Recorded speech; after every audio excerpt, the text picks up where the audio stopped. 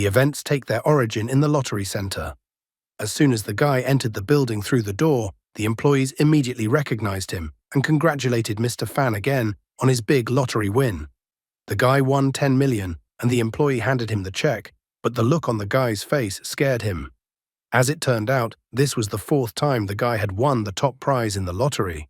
The lottery center employee asked the guy not to wear such a scary mask anymore when he comes to collect his prize, because the guy scares people. Fan apologized to the employee and then said that it's all because of the process of accumulating luck. He notices that if he is unlucky, other people will become unlucky too. Thanks to the mask, the guy could feel safe. After picking up his check, the guy left the lottery center. After walking a little bit away from the lottery center, the guy took off his mask, which was scaring the others. The guy's name is Fan Xiao, and thanks to his ability, he can accumulate his luck. If he can accumulate a lot of luck, he might get lucky 100% of the time if he can harness all the luck at once. Because of his ability, he was able to win the lottery 4 times and gain financial freedom. In order to win the last lottery, he had to accumulate luck for a month. The price of winning was constant encounters with pickpockets, thieves, human traffickers, and car accidents throughout the month. Accumulating luck for an entire month resulted in a huge amount of bad luck. He wondered what would happen if he accumulated luck for 2 months. 2 months later, the guy was jogging in the park, exercising his body. Just at that moment, someone incredibly hungry was already watching him from the bushes. The man could no longer contain his hunger and tried to pounce on Fan Xiao to eat him. The guy immediately realized that it was one of the evolved in front of him. Lately, he had guessed that a setback was about to befall him, but he didn't realize that it would be this big. However, the guy was prepared for the failure to catch him off guard, so he pulled out a pepper spray and sprayed the attacking man in the face with it. Even the hungry man could not resist the pepper spray. His eyes immediately glazed over and he fell to the ground screaming in pain. Fan Xiao then took out the rope he had and tied the man up. He then immediately called the emergency line, reporting the attack. In the evening at the police station, the officer was making a report on Fan Xiao. The officer had seen the guy so often recently that he asked the guy how many times he had already been to the police station. As a law-abiding citizen, Fan Xiao confessed that so far he had managed to neutralize 47 criminals and write 112 reports.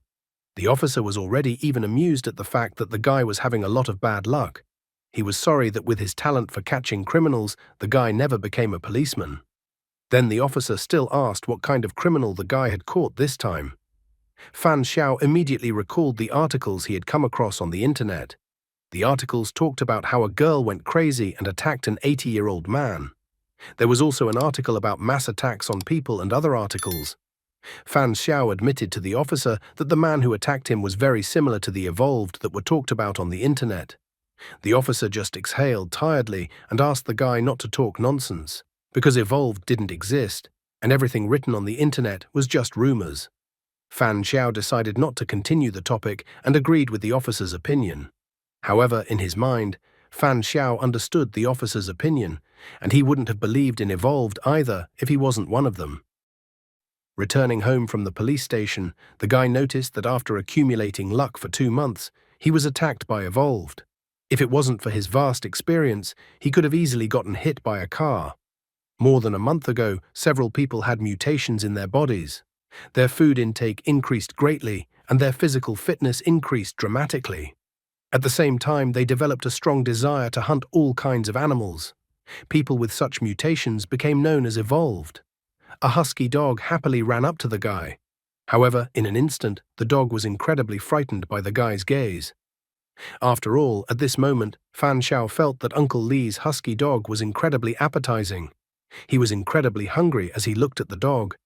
However, he brushed aside the instinct that had arisen and tried his best to contain his hunger. Sitting at home on the couch behind his laptop, the guy recounted the problems of his current life. After becoming evolved, no matter how much regular food he ate, he could never completely get rid of the feeling of hunger that arose deep in his heart. He always felt like hunting living creatures.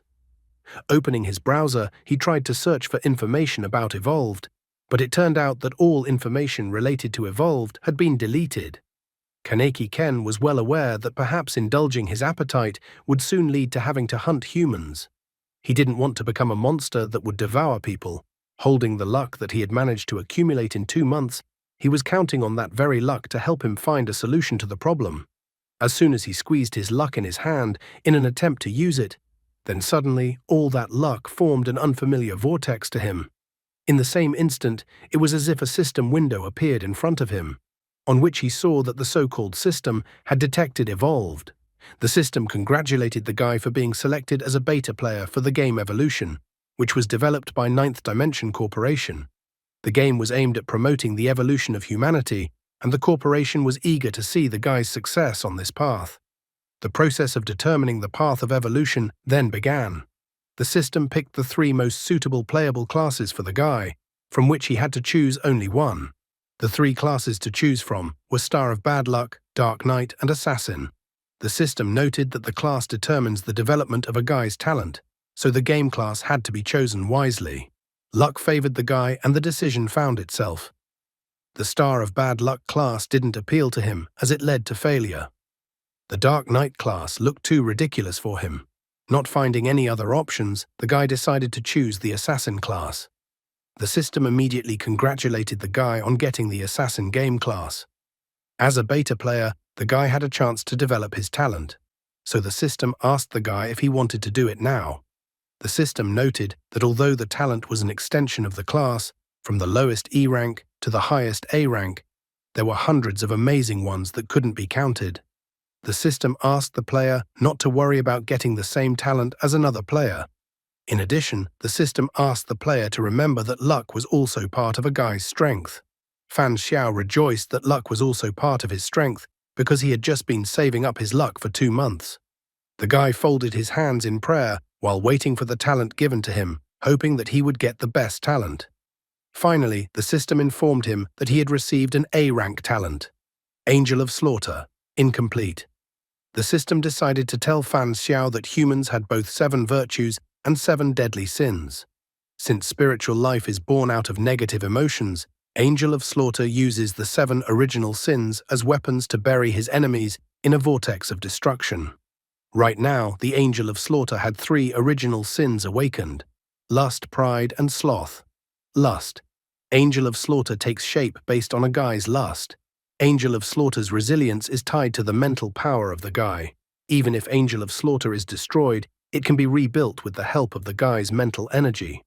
Pride. The arrogance of the guy will give Angel of Slaughter the ability to remain invisible and immune. Sloth. Angel of Slaughter is too sloth to walk, as he prefers to fly or teleport. Currently, Angel of Slaughter can only move a maximum of 10 meters away from a guy. The summoning time is 30 seconds and the cooldown is 24 hours. After reading the talent description, Fan Xiao decided that he should consider the talent he received as a summoning talent. With negative emotions, he could summon Angel of Slaughter, who possessed the 7 original sins. Unfortunately, only 3 original sins were available to him right now, so he could use Angel of Slaughter as an invisible bodyguard that could teleport. His eyes twinkled with the upcoming benefits. After all, he had been accumulating his luck for 2 months, which meant he should become quite powerful. The system also informed that Fan Xiao, as a beta player, must participate in a qualifying dungeon and pass the game dungeon evaluation before he could become an official player. The system didn't give him much time to think, as it immediately started counting down from 10 seconds to 0. Before he could realize anything, he changed his nickname from Fan Xiao to Seal, which opened the selection section. At the same moment, he was teleported away. Soon, he appeared in a place that was unfamiliar to him. Weibei City had once been a thriving city, but a mutation had destroyed it and turned it into an abandoned lost city. As a result of the events that took place in the unruly city, a lot of monsters have settled in, always ready to organize a bloody feast to welcome tourists who came from far away.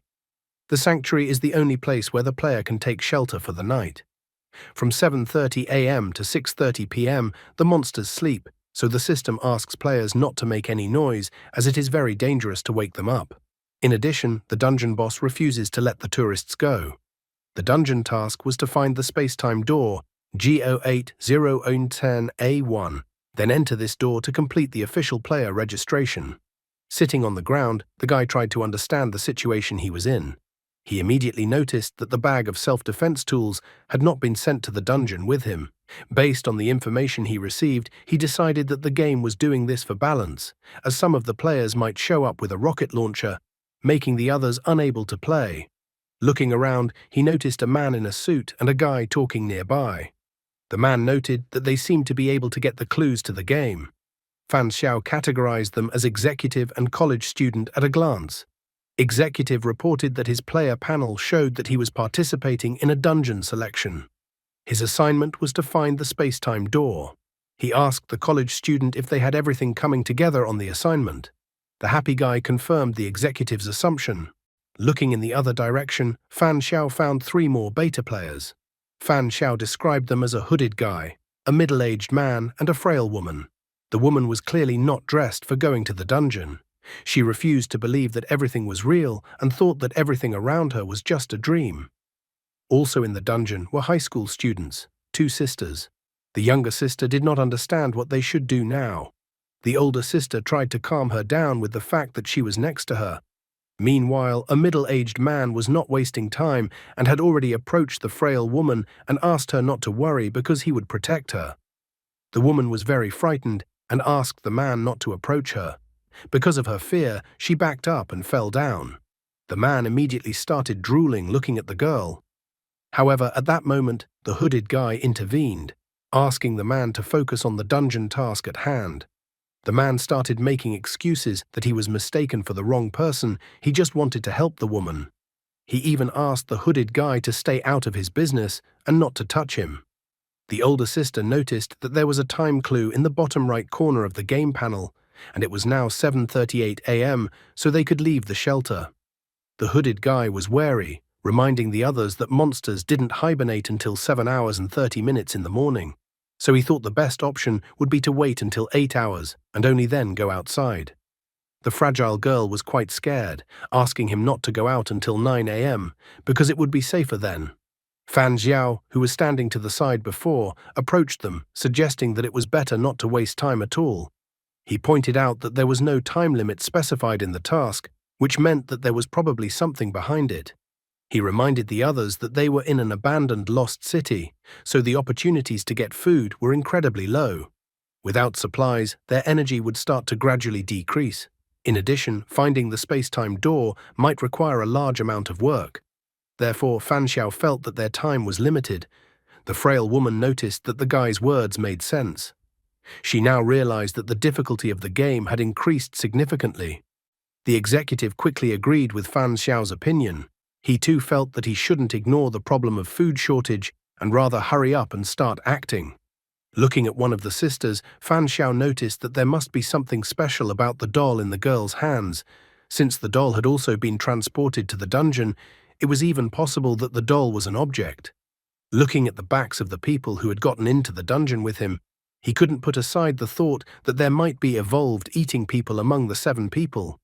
The hooded guy and the executive, who hid their distinctive features, were the ones who aroused Fan Xiao's greatest suspicion. When they came out of the hideout, they discovered a giant city with high-rise buildings. There were skulls and bones lying on the pavement all over the city. The executive frustratedly remarked that the area of the city was not small.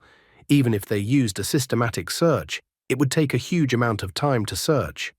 A college student pointed out that Weibei is similar in style to cities on Earth, so there must be a train station in the city, and perhaps the space-time door they need to find is there. So the college student suggested that they go to the train station first and try their luck there.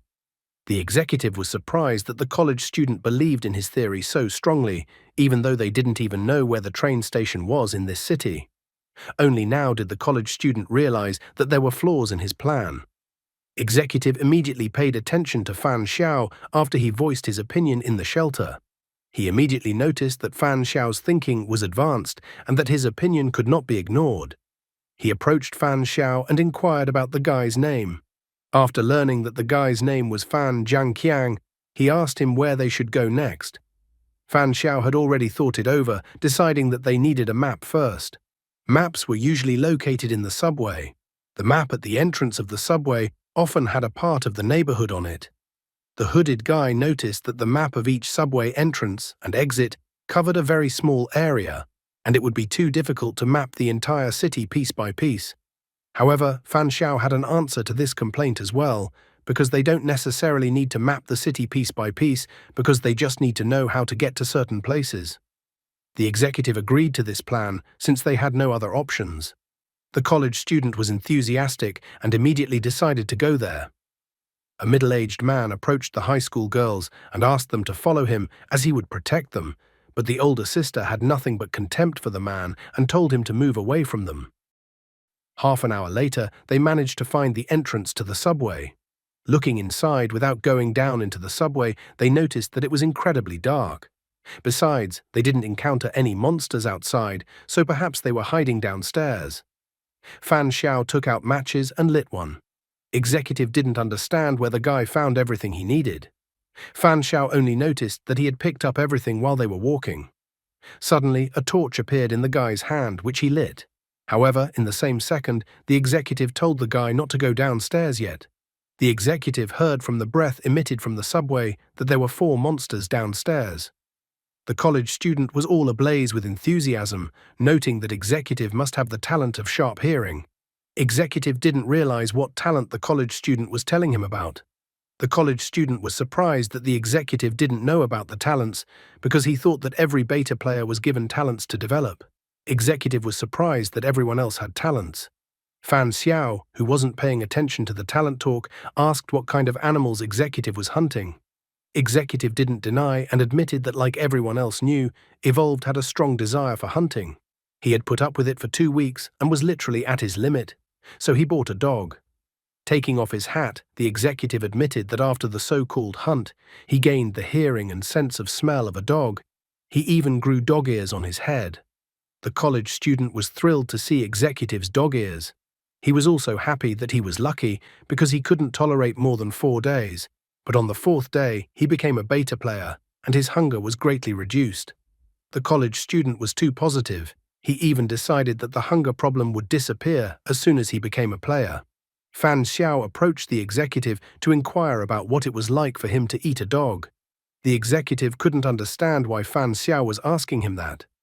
Fan Xiao decided to press the man, walked closer to him, and asked him if he had accidentally tasted human meat while trying to satisfy his appetite. The executive recoiled, frightened from him. He couldn't find words after what he had heard. He didn't understand how the guy could even come up with such a wild thought. Fan Xiao decided that the man was not lying to him, unless he was a great actor who could easily mislead him. The guy decided to put it down to a joke, but he also pointed out that humans were also animals, so perhaps there were cannibals among the evolved. The college student admitted that the guy scared him, because he thought there was actually a cannibal among them. The hooded guy asked the others to stop fooling around because they had to move on and go down to the subway. The frail woman was afraid to go to the subway because there were monsters there. Fan Xiao remarks that they should continue as there was not much point in them looking for another place. After exploring the surface for so long, they didn't notice any monsters, but 4 monsters appeared in the subway at once. If monsters made a habit of avoiding the sun and hibernating in the shadows, then the number of monsters in the subway should have been significant. Executive was in agreement with Fan Xiao, thinking that they would have to go down to the subway after all. However, the woman was too scared, so her legs wouldn't obey her and she fell down. She was afraid to go down to the subway. The middle-aged man also didn't understand why they should go where the monsters were. The hooded guy asked them to keep their voices down. He suggested they try to enter the other entrance leading to the subway. The college student thought it was a brilliant idea because maybe the other entrance didn't have monsters. However, Fan Xiao decided not to listen to them, starting his descent into the subway. He assumed that if he encountered danger in the subway, he would try out his A-rank talent in battle. After he started to descend into the subway, sisters and executive caught up with him. They decided to go along with him. Elder sister wanted to personally confirm the existence of the map. Fan Xiao was fine with this decision, even praising the girl. He informed the others that he had a good memory, so once they found the map, he would memorize the map and give it to them. The younger sister was startled when she saw the monster in front of them. Because of her screaming, the others also looked at the monster. However, as indicated, the monster was sleeping, so they tried not to make much noise so as not to wake up the monster. After finding the monster, they tried to go around it by huddling against the edge of the wall. Just at this moment, Fan Xiao noticed something. He informed the others that there was no need for them to go deeper into the subway since he had already found the map. Standing beside the map, Fan Xiao began to look at it. He was surprised that the map showed the entirety of Weibei City. Soon they left the subway, going up to the surface. The girl asked if the guy had really memorized the map after looking at it for about a minute. The guy admitted that he actually had an unconscious memory. After returning from the subway, he began to redraw the map of the city he had seen on the subway. The girl was shocked because she herself didn't remember much. But what the guy drew was exactly the same as what she had memorized. Just at that moment, the others returned to the subway station. The college student was once that everyone else was fine. However, the older sister wasn't willing to leave things like that. She stated that everyone needed to work together, helping each other, for the sake of completing the dungeon's task. The others had retreated as soon as they encountered danger, so she felt that the others had no place on the team. The middle-aged man was outraged. He stated that he didn't go down to the subway because he felt it was dangerous, so he thought that was a sufficient excuse. The girl, on the other hand, did not have enough excuses for the man, so she thought that since the man did not go down to the subway, he did not need a map of the city. The middle-aged man thought that he had gained the support of the others, so he thought that the others also disagreed like her. However, the hooded guy stepped forward and apologized that he had done wrong earlier, and even promised to fully cooperate in solving their common problem.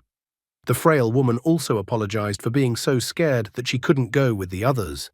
The college student also apologized for his cowardice as he had not encountered something like this before, but he promised to fully cooperate in the future. The older sister inquired if the middle-aged man had anything to say. In the end, he accepted defeat and apologized, although deep down he harbored a grudge and was going to straighten out the girl in the future. Fan Xiao finished drawing the map and told the others to stop making a fuss, because it wasn't even clear yet if they would be able to get out of the city alive. He had 2 maps, so he suggested splitting into groups. The college student was scared when he heard that they had to split up, because in horror movies, when people split up, they were bound to die. Fan Xiao didn't pay attention to his words. He said that there were 3 subway stations in Weibei, so it was pointless for everyone to go to each one together, and it would be more efficient to split into 3 groups. The college student didn't understand how they should split up. The sisters decided to go look around the East Station. The middle-aged man also noticed that he was interested in the East Station. The girl, on the other hand, told him to go elsewhere. The man was thrilled because he was going where he wanted to go, and the girl wasn't deciding anything. Things quickly escalated into an argument. The executive did not stand by and asked what the man was up to. The man stated that he just wanted to go to the station he wanted to go to. However, his plans were not destined to come true, as Fan Xiao stated that in that case, he would also go to the east with them. The man was even a bit startled as he tried to understand what the guy wanted to do with such a move. Fan Xiao stated that their group didn't need the map since he had memorized everything, so the other 2 teams would each take a map. Since the guy went with the girls and the man, executive figured there shouldn't be a problem on that team. The executive noted that since he and the hooded guy were the most senior, they should each lead the remaining squads. The hooded guy was going to head north. A frail woman decided to join the hooded guy. With executive also decided to go a college student, he wanted to show himself from the best side in the search work. The man does not worry at all about the fact that all his rotten gut is visible to everyone else, and it is literally written on his forehead what he is up to. Which teams will be able to come back as a full team? Which team will have someone eaten? The 2 sisters, Fan Xiao and the middle-aged man, headed out to inspect the eastern station. Looking at the girls' backs, the middle-aged man was extremely dissatisfied with the situation. He had even already started to imagine his perverted fantasies of the girls apologizing to him soon. He was ecstatic, fantasizing about it, because he was going to do such a thing in reality. He wanted the girls, who had previously behaved so brazenly in front of him, to become submissive to him afterward. Fan Xiao suddenly approached him and snapped him out of his fantasy. He put his hand on the man's shoulder and asked what the man was thinking about. Fan Xiao immediately noticed that both sisters must be very attractive and seductive. The man was even afraid that it was as if Fan Xiao had read his mind. so he pretended not to understand what Fan Xiao was saying. The guy is not that stupid, so he immediately told the man not to pretend. Fan Xiao noticed that the girls were so young, and the man probably wants to eat them. Seeing Fan Xiao's behavior, the man got excited that the guy was also eating people. In the end, Fan Xiao happily admitted that he had to pretend when surrounded by people, but now no one would be able to ambush him.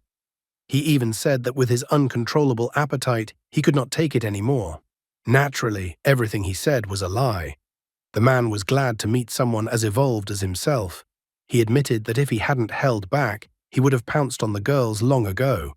The mere thought of it made him angry. He didn't understand why his appetite hadn't waned after becoming a beta player, unlike those who weren't like him and Guy. The man was angry that others had talents, and those like him had nothing of the sort. Even the hard-earned talents of animals were gone after he decided to eat the man. The only improvement after he decided to eat a human was an increase in size. He was even sad to think what would happen if that wasn't there as well.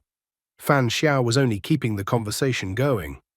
Because the man was so chatty, Fan Xiao was able to find out that evolved cannibals surpassed ordinary evolved in physical terms. Fan Xiao decided to ask the man how many animal powers he had acquired. He confessed that he had gained 5 abilities but lost all of them. The man was very surprised to hear about 5 abilities. He thought that the maximum he could get was 3. In the past, he had eaten a cat and a dog, and then he ate a pig. Because of that, the mutation happened too fast, so he almost lost his mind. So he started attacking people. That's why the man was so much surprised and couldn't even believe that the guy had eaten 5 kinds of animals. Suddenly, the older sister abruptly turned around to them and wondered what they were talking about. She was shocked that they ate humans, and the younger sister was scared because of what she heard. Fan Xiao didn't fight back, instead suggesting that the man take 1 girl each. He reported that he liked the older one, so he asked the man to keep her for him. The man immediately agreed, but asked that the guy take his time eating her. At the same moment, the man swelled up like the Hulk, turning into a mountain of muscle. Drool flowed from his mouth as he stated that he wanted to have fun with the girls first. The giant-sized man said that if the girls cooperated, they would be less likely to get hurt. The girl asked the others to think carefully, for if they pounced on them, they would not be able to explain themselves to the others when they return to the shelter. For then they will be surrounded and will not be able to get good results. The man hesitated, not knowing what to do after the girl's words. However, Fan Xiao asked the man not to think about it, because after they dealt with the girls, they would just blame it on the monsters. He even came up with a plan that they would tell the others that they had accidentally woken up a monster during their search and it had dragged them away. Fan Xiao reminded the others that they were all complete strangers to each other. Therefore, he didn't understand why the man suddenly thought that the others would attack them because of the 2 dead girls. The guy thought even the very thought of that was incredibly ridiculous. The man was delighted, thinking the guy was incredibly smart. The girl asked her younger sister Baiji to run and call someone for help while she held the others back. Fan Xiao was originally right that the doll in the girl's hands was definitely not simple. The girl immediately used the doll to attack the man. The man was even surprised and thought the girl was cheeky because she somehow thought that she could hold them off. He tried to attack the doll, but it turned out that the girl could control the doll and the doll dodged the man's blow. The doll then delivered a kick to the man's left eye, splitting his eyebrow. Baiji was too scared and did not quite know what to do. However, her sister told her to run again and bring someone to help her. After hitting the doll like that, the man became furious and tore the doll apart in a rage. He began to insult the girl, stating that she would still regret coming into the world. The girl did not at all expect her doll to be dealt with so easily, but at the same moment the man grabbed her by the throat with his hand. He lifted the girl above his head, telling the girl to watch him deal with them. However, at that moment, someone stabbed him in the back with a thin iron bar. The man only had time to turn around to see that he had been pierced by Fan Xiao's iron rod. At the same moment, the man fell to the pavement and died, and the girl also fell to the pavement. She tried to cough up after the man's grip. Her younger sister immediately ran over to her, worried for her. At the same moment, the game reported that player Seal had destroyed player King of the World. According to the game rules, a Seal player could inherit King of the World items. The game then began retrieving and inheriting items. Moments later, the game reported that the King of the World player had no items, so the inheritance failed. Fan Xiao disappointedly complained that the man didn't have any items. The girl was surprised that Fang Xiao appeared not to be an ally of the man, and that he seemed to be just pulling information out of the man. He even praised the girl that her thinking had changed rather quickly. She wondered when Fan Xiao had gotten suspicious about who the man really was. Baiji didn't understand why her sister started a conversation with such a topic. She thought that acting any other way would scare the cannibal away, and then there would be no way to sneak up on him unnoticed as the guy had done. Fan Xiao praised Baiji, reminding them that he did not know the number of players who were cannibals, so he had to act blindly. The guy admitted that he immediately realized that the cannibals wouldn't miss such a chance to start a fire. He even explained that before he exposed the man, the girls were also under suspicion. Baiji couldn't believe what she had just heard, and she felt sick just at the thought that someone could be a cannibal. After this conversation, the girl decided to formally introduce herself. Her name was Lu Xining, and her younger sister's name was Lu Baiji. The guy, however, introduced himself again as Fan Jiangqiang, which means standard of strength, so the girl, realizing that he didn't give his real name, decided that the guy might as well not give a name. Xining wondered if the guy had originally suggested splitting into teams because he wanted to create new opportunities for players who were cannibals to make a mistake. Fan Xiao only pointed out that if they hadn't split into teams, then the cannibals wouldn't have shown their fangs then.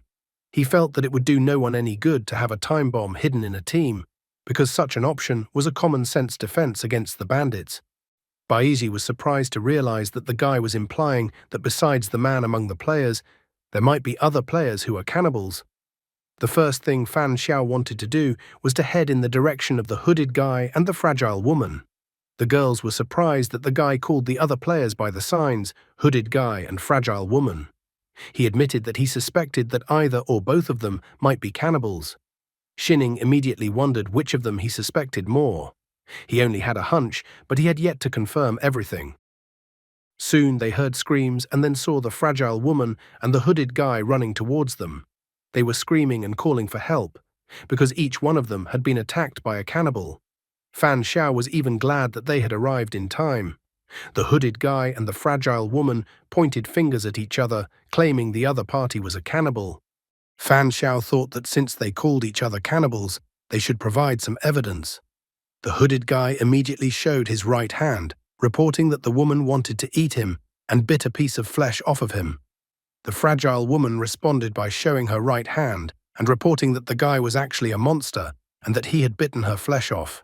Xining decided that in this situation, the monster bit his own hand the moment he saw them in order to wound himself. Baiji couldn't understand how one could tell the difference between a cannibal and an ordinary person. Fan Xiao thought that since there was a wound on both of them, they would have to rely on intuition. Xining agreed with him, wanting to listen to what the guy was saying. Baiji, on the other hand, felt that he and his sister were being too hasty in this choice. In the end, the guy decided to trust the fragile woman. The hooded guy asked him not to trust the woman because the woman is actually lying and is a monster. Fan Xiao asked the hooded guy to shut up because he can't tell the difference between which one is human. Therefore, he decided that the woman was incredibly beautiful, which meant the hooded guy was after her. The frail woman was happy that the guy believed her, and she even hugged him.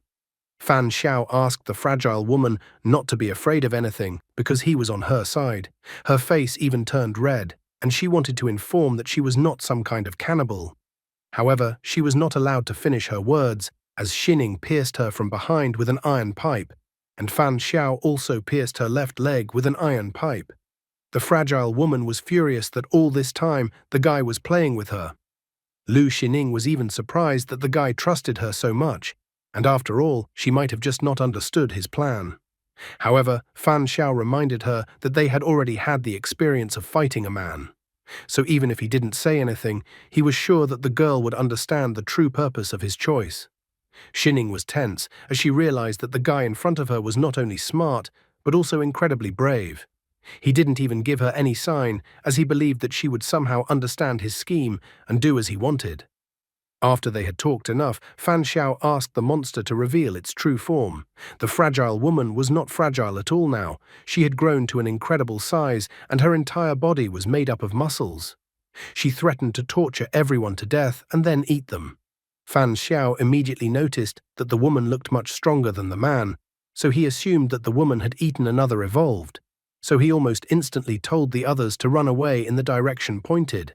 The woman wasn't about to let go so easily, attacking with her powerful body and trying to lift the asphalt the others were running on. Her efforts caused untold destruction in the city.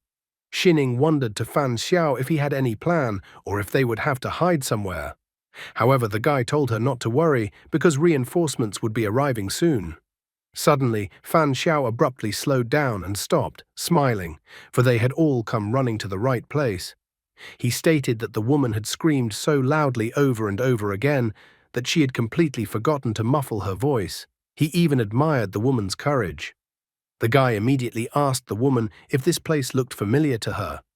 She only yelled when she realized where she was going, but immediately the guy put his index finger to his mouth, indicating that she should be quieter.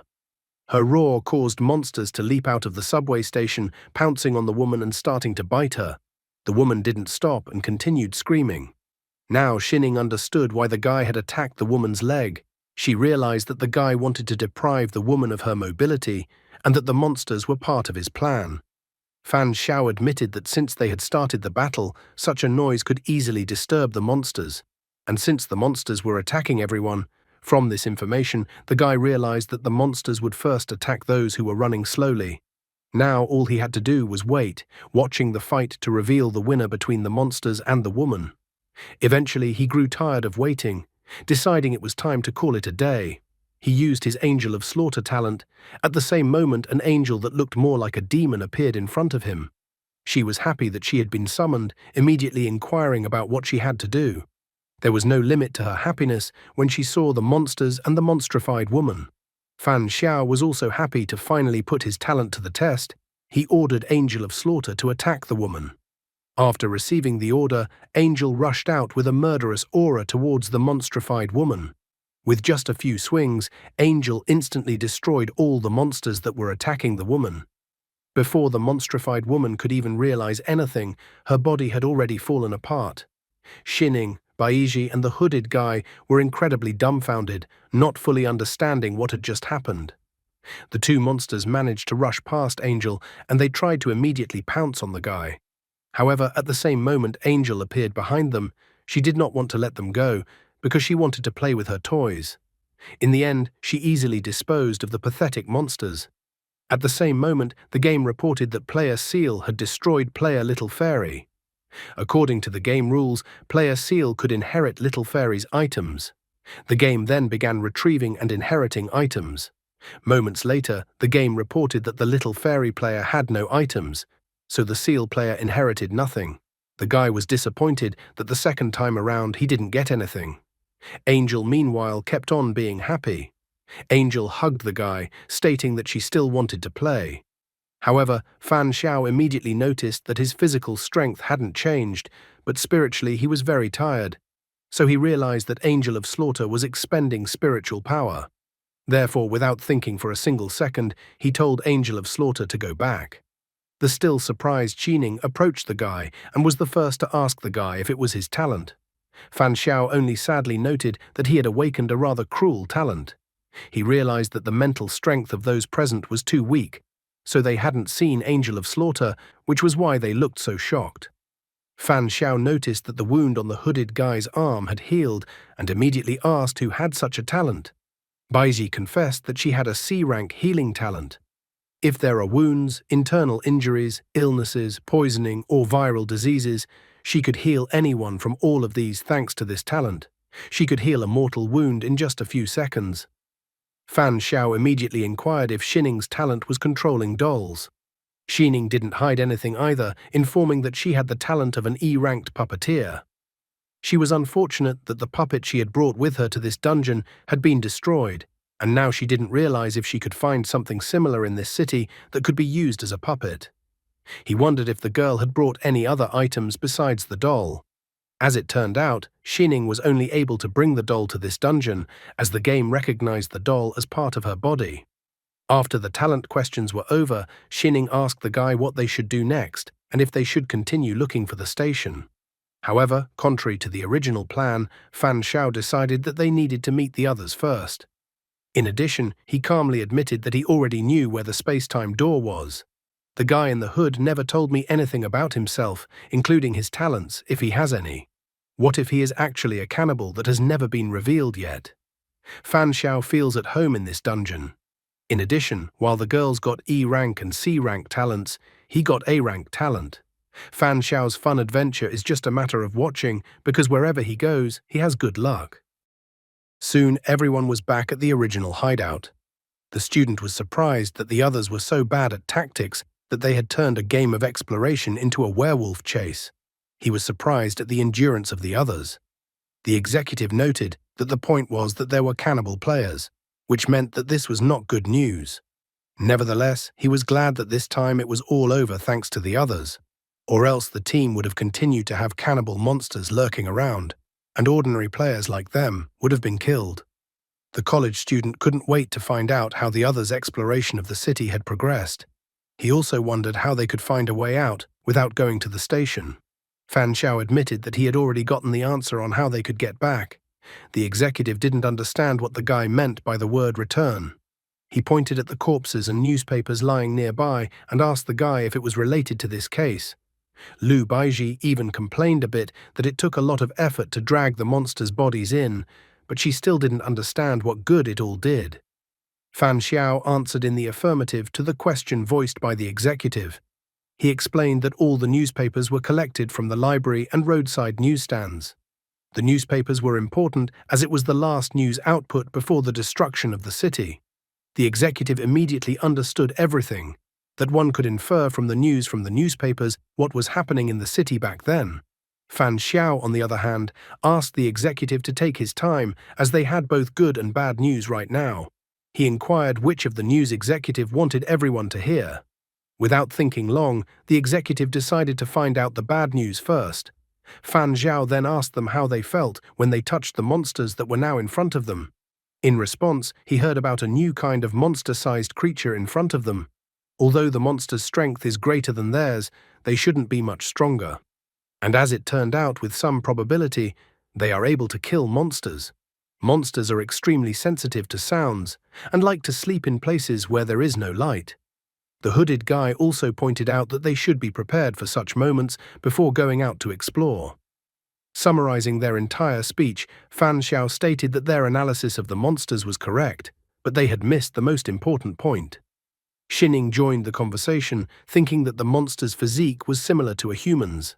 Fan Xiu was slightly surprised that the girl instantly understood what he was getting at. He also pointed out that the monster's physique was similar to humans because they used to be human. The college student and executive were greatly surprised to hear that the monsters used to be human. Fan Xiao noticed that although the monster's appearance was different from humans, the monsters seemed too similar to evolved cannibals. And also the most important thing was that the monster's internal organs were exactly the same as humans. Now the hooded guy understood why Fan Xiao was involved in dissecting monsters. The energetic college student was surprised that humans had become monsters and even called it a biochemical crisis. Fan Xiao, however, corrected him, thinking that it would be more appropriate to call the process an evolutionary crisis. The executive was still trying to figure it out and confirm if he had gotten it right.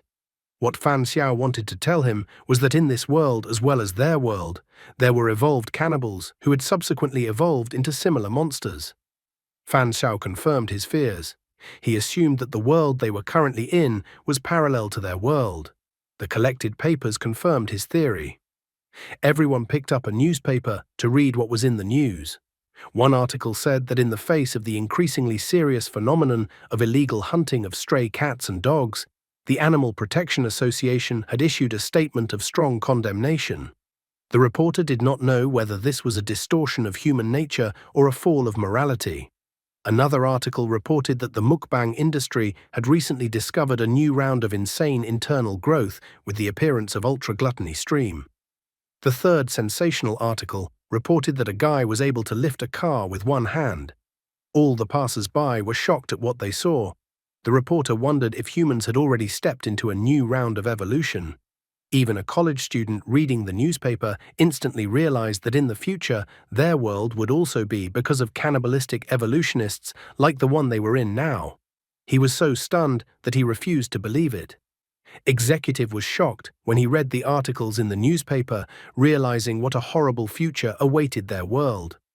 Baiji started crying, complaining that she hadn't even managed to find a handsome boyfriend yet. Fan Xiao saw everyone's downcast mood and asked them not to be so pessimistic. He reminded them that they had a question to ask after reading the newspaper. The doomsday denouement that the Weibei Customs newspaper was informing them of might not be so bad, but serve as a kind of warning to them. Xining slightly misunderstood the guy's words of warning, but he calmly smiled back at her. Fan Xiao tried to remind and explain to everyone present that the dungeon was being used as a selection dungeon to tell each player about the future of Evolved. The players selected through the selection process, that is them, could be the key to changing such a sad future. The general mood changed to an upbeat one in an instant. The executive realized what the guy was implying, that they would be the saviors of the future in their world. The college student cheerfully noted that Evolved was moving in the right direction. Xining couldn't hide her smile after noticing that Fan Xiao, with just a few words, was able to revive the fighting spirit in the others. She found him smug, but also quite attractive. Executive decided to inquire about the good news then. According to Fan Xiao, the good news was that he had already found, or rather located, the location of the space-time door. The executive and college student couldn't hide their surprise that Fan Xiao even knew the location of the door.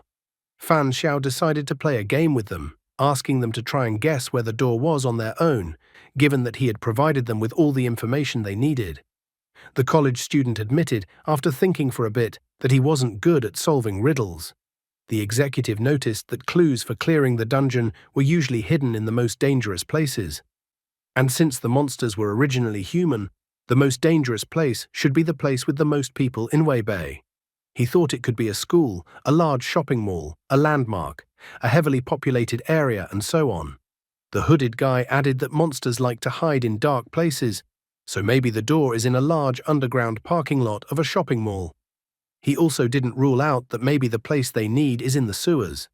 Baiji suggested that the door was in the zoo. Pointing a finger in the girl's direction, Fan Xiao reported that the girl's answer was the closest to the truth. The girl even blushed and hid behind her sister's back. Xining thought that there were only two places, and since it wasn't a zoo, then the place they needed was the oceanarium. After all, the most dangerous place is not where the most monsters are, but where the dungeon boss is. Plus, she reminded them that the game had given them a clue that the dungeon boss refused to let tourists go.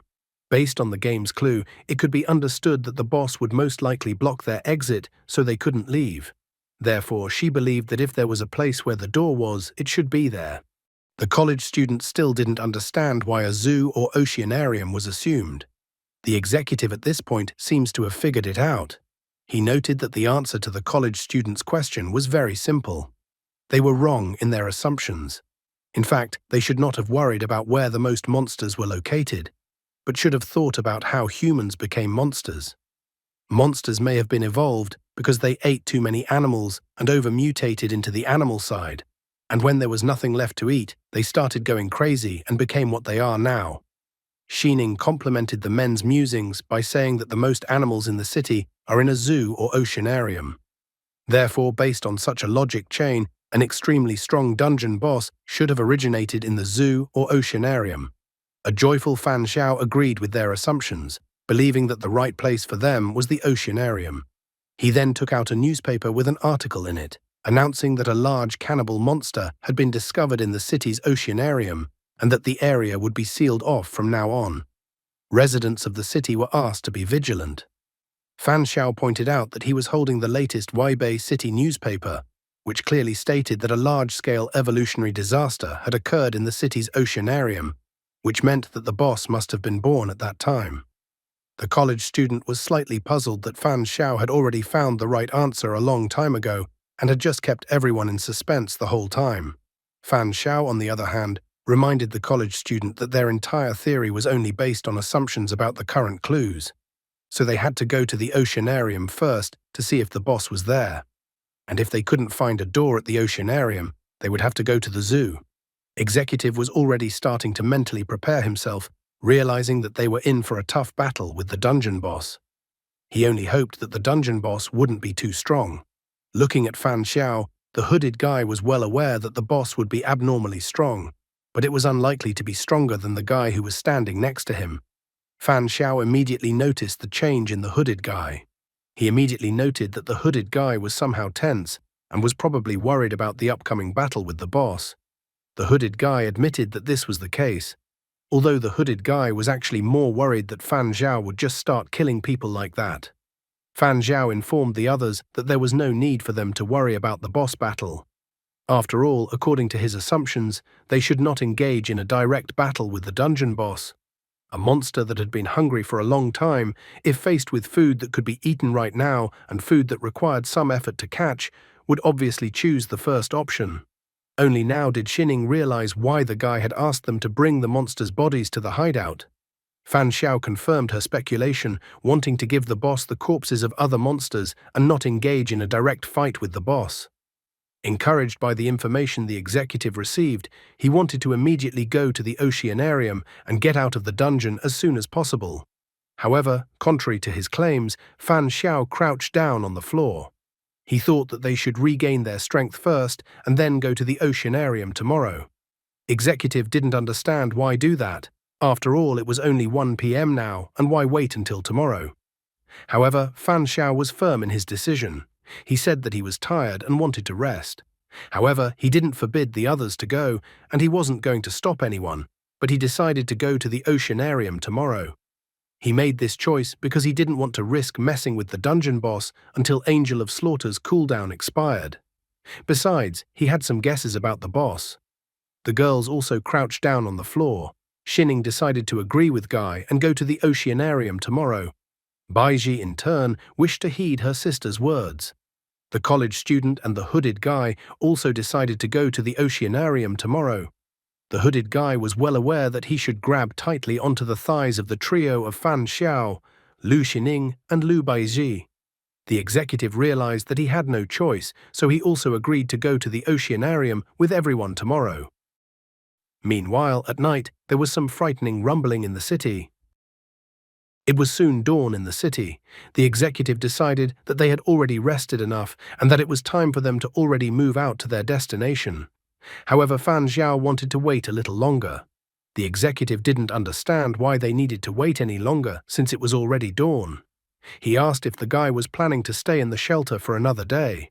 Besides, he was worried that the longer they waited, the faster their food would run out. Fan Xiao once again insisted that if the executive was in such a hurry, he could go ahead. The guy was well aware that Angel of Slaughter's talent hadn't completely rolled back yet, so he didn't want to put himself at risk unnecessarily. The executive was already getting angry and asked the others what they thought about it. The hooded guy continued to stick to his chosen strategy of staying close to Fan Xiao, so he announced that he agreed with Fan Jiangqiang's opinion. The college student recalled that they had already determined the location of the space-time door, so all they had to do was scout the surroundings. Therefore, he felt that there was no need for them to hurry. The executive was incredibly annoyed by the fact that the others chose to obediently follow the guy. Suddenly, Fan Xiao stood up from the floor to his full height. Xining instantly noticed this change and assumed that the guy's incredible talent had a full day's cooldown. Though a doubt crept into her head that the guy thought that there might be more cannibals among them. She couldn't understand the guy's exact intentions, so she thought he was devious. Fan Xiao stretched his arms and asked the executive not to get angry.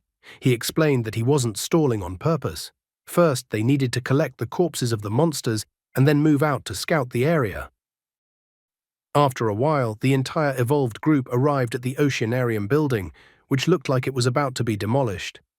Baiji couldn't understand what had happened to the local oceanarium since it was in such a state. A plush toy bear was carrying monsters at this time. Xining noted that she was lucky to find another doll, otherwise carrying monster corpses would have taken up a lot of time. However, Executive was still dissatisfied with the guy's mourning behavior. It seemed to him that things would have been a lot easier if someone hadn't insisted on rescheduling and they hadn't gotten off at 3 p.m. Besides, if they didn't make it to dark, they were done for. The college student noticed that there were a lot of dark areas inside the oceanarium building, and they still didn't know if the space-time door was actually there and how dangerous the oceanarium was. Evolved reminded the guy that there was clearly danger because there must be a dungeon boss in the oceanarium. Fan Xiao didn't want to stall any longer and said that they needed to do some reconnaissance first. Once inside the building and started walking down the dark corridor, they quickly noticed that the oceanarium was, and inside, in a terrible condition, which means it had been abandoned for a long time. The college student turned his attention to the walls of the building, finding various photos there. Shining thought that since it was an exhibition center, it meant that all the photos on the walls were of tourists and employees. The girl noticed the guy's attention fixated on one of the photos. She asked him what he was looking at and if he had found any clue. Fan Xiao admitted that the photo looked familiar. In the photo, there was a giant octopus behind the girls. Baiji sadly remarked that before the destruction, the oceanarium was very beautiful. A college student called everyone to come over to him, as he had found a map of the oceanarium. After looking at the map of the oceanarium, they thought they realized where the space-time door was. The college student and the executive decided to run to the location as they needed to arrive at the intended location as soon as possible. Soon they arrived at a huge tank of water with plenty of seats for spectators. A college student shouted loudly and pointed to the door, for they had finally managed to find the door and their guess was correct. Fan Xiao also spotted the door but reminded the others not to rejoice ahead of time. In the same instant, the executive's face was covered in cold sweat. He was frightened as he could hear that there was something very large under the water and that it was most likely the dungeon boss. He explained that he visually looked around and that from the edge of the auditorium to the metal platform on which the door was located, the distance was about 20 meters. They would not be able to jump the 20-meter distance no matter how hard they tried, which meant they only had the option of swimming the distance. The man realized they had a chance, if only the boss would take the bait, and they would swim as hard as they could in the meantime. However, the plan instantly failed, as Baiji could not swim. Executive was shocked that the girl couldn't swim. Shining declared that she would swim together with her sister. Hearing this, Fan Xiao wondered if the girl would be able to control the doll while floating so that the doll would carry her sister through the air. Thinking over the guy's proposal, the girl thought that theoretically she could do it. But there is a nuance, because the puppeteer is guided by the rules of physics. To lift a person into the air, she will have to withstand the weight of 2 people. So the effect of simply transporting the girl through the air would not be as practical as if she simply floated along with her sister. The water provided some buoyancy and mental control of the doll while having to move herself at the same time, so the girl felt that the option suggested by the guy would be too slow. The executive was getting more and more angry. He thought that they had already dealt with the monsters and the girl would only slow them down, so he thought that the girl should deal with her own problem. Shining was adamantly against his decision. She was unwilling to leave her sister behind. Executive became even more angry. He pointed out that the girl was smart and should realize that it was dangerous to take someone who couldn't swim into the water with her. Besides, the man insisted that they had come to a consensus that once they used the monsters' corpses as bait, they would be able to get to the exit of the dungeon. However, at that moment, Fan Xiao came up to him and put his hand on his shoulder, saying that they should take the girls with them.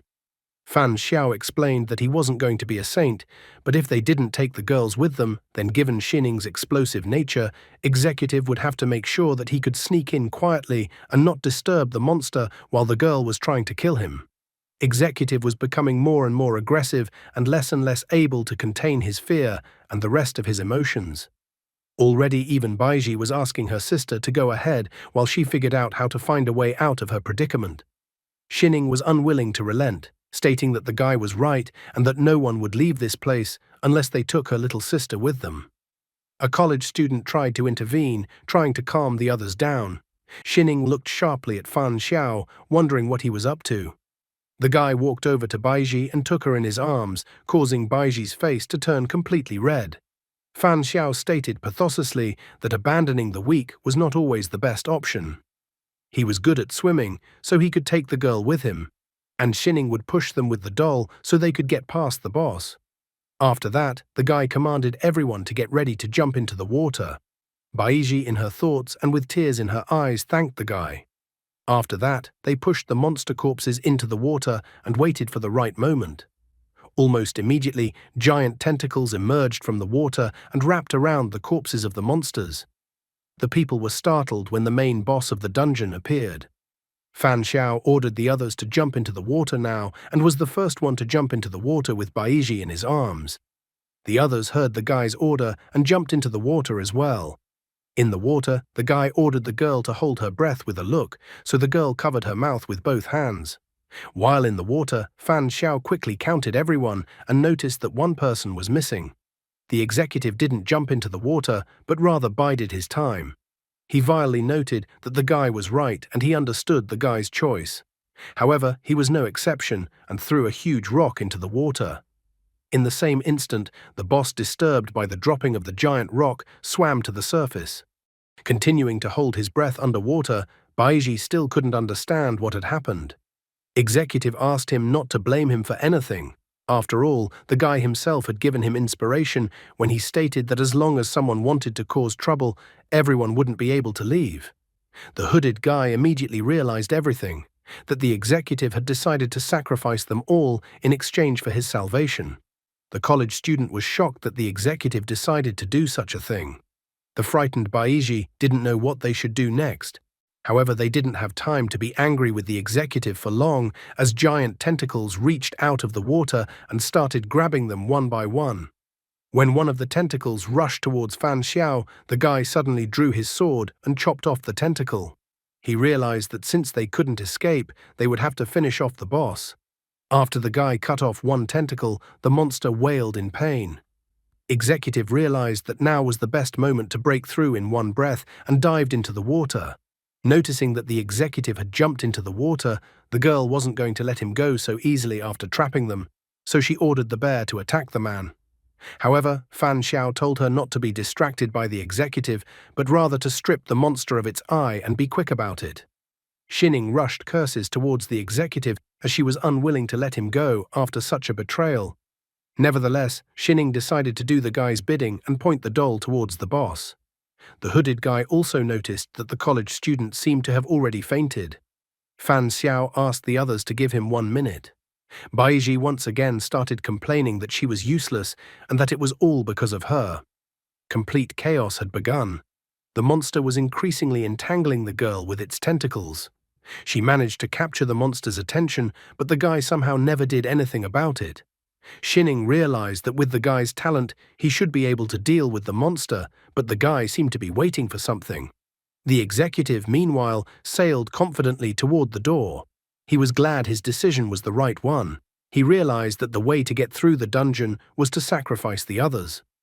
Suddenly, a melody reached his ears, and then the man found that he could not move. He noticed that his arms and legs no longer obeyed him. He tried to figure out who was singing the song. At the last moment, it came to him that he was facing the true boss of the dungeon.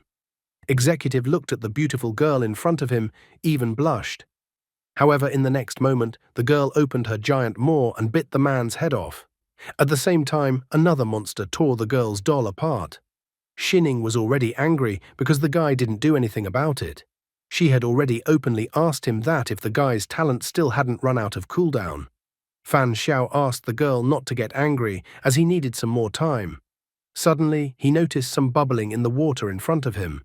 He immediately commanded Angel of Slaughter to appear and kill the monster underwater. The guy even pointed with his left hand in the direction of which particular monster to kill. Angel of Slaughter was delighted, as the monster's strong aura was to her liking. However, the mermaid refused to give up so easily. She attacked with Angel of Slaughter's sound wave. Unfortunately for the mermaid, Angel of Slaughter easily broke through her attack and had already launched multiple chopping attacks at the mermaid herself. The tentacle monster had time to notice the mermaid's head separated from the mermaid's body and was sinking to the bottom. The tentacle monster was incredibly furious as the mermaid was everything to him. But at that moment, Fan Xiao appeared and chopped the tentacle monster's tentacles with his sword and freed the others. Fan Xiao then wished the monster to go to hell, thrusting his sword into the monster. From its last strength, the monster tried to attack the guy with its tentacles. But at that moment, Angel of Slaughter appeared and easily chopped the monster's tentacles. After a fight, it was imperative to strike a pompous pose, so Fan Xiao and Angel of Slaughter followed this tradition. The fight was over, the remaining humans were saved, and the monsters were destroyed. The remaining people were happy that they were able to survive the boss encounter.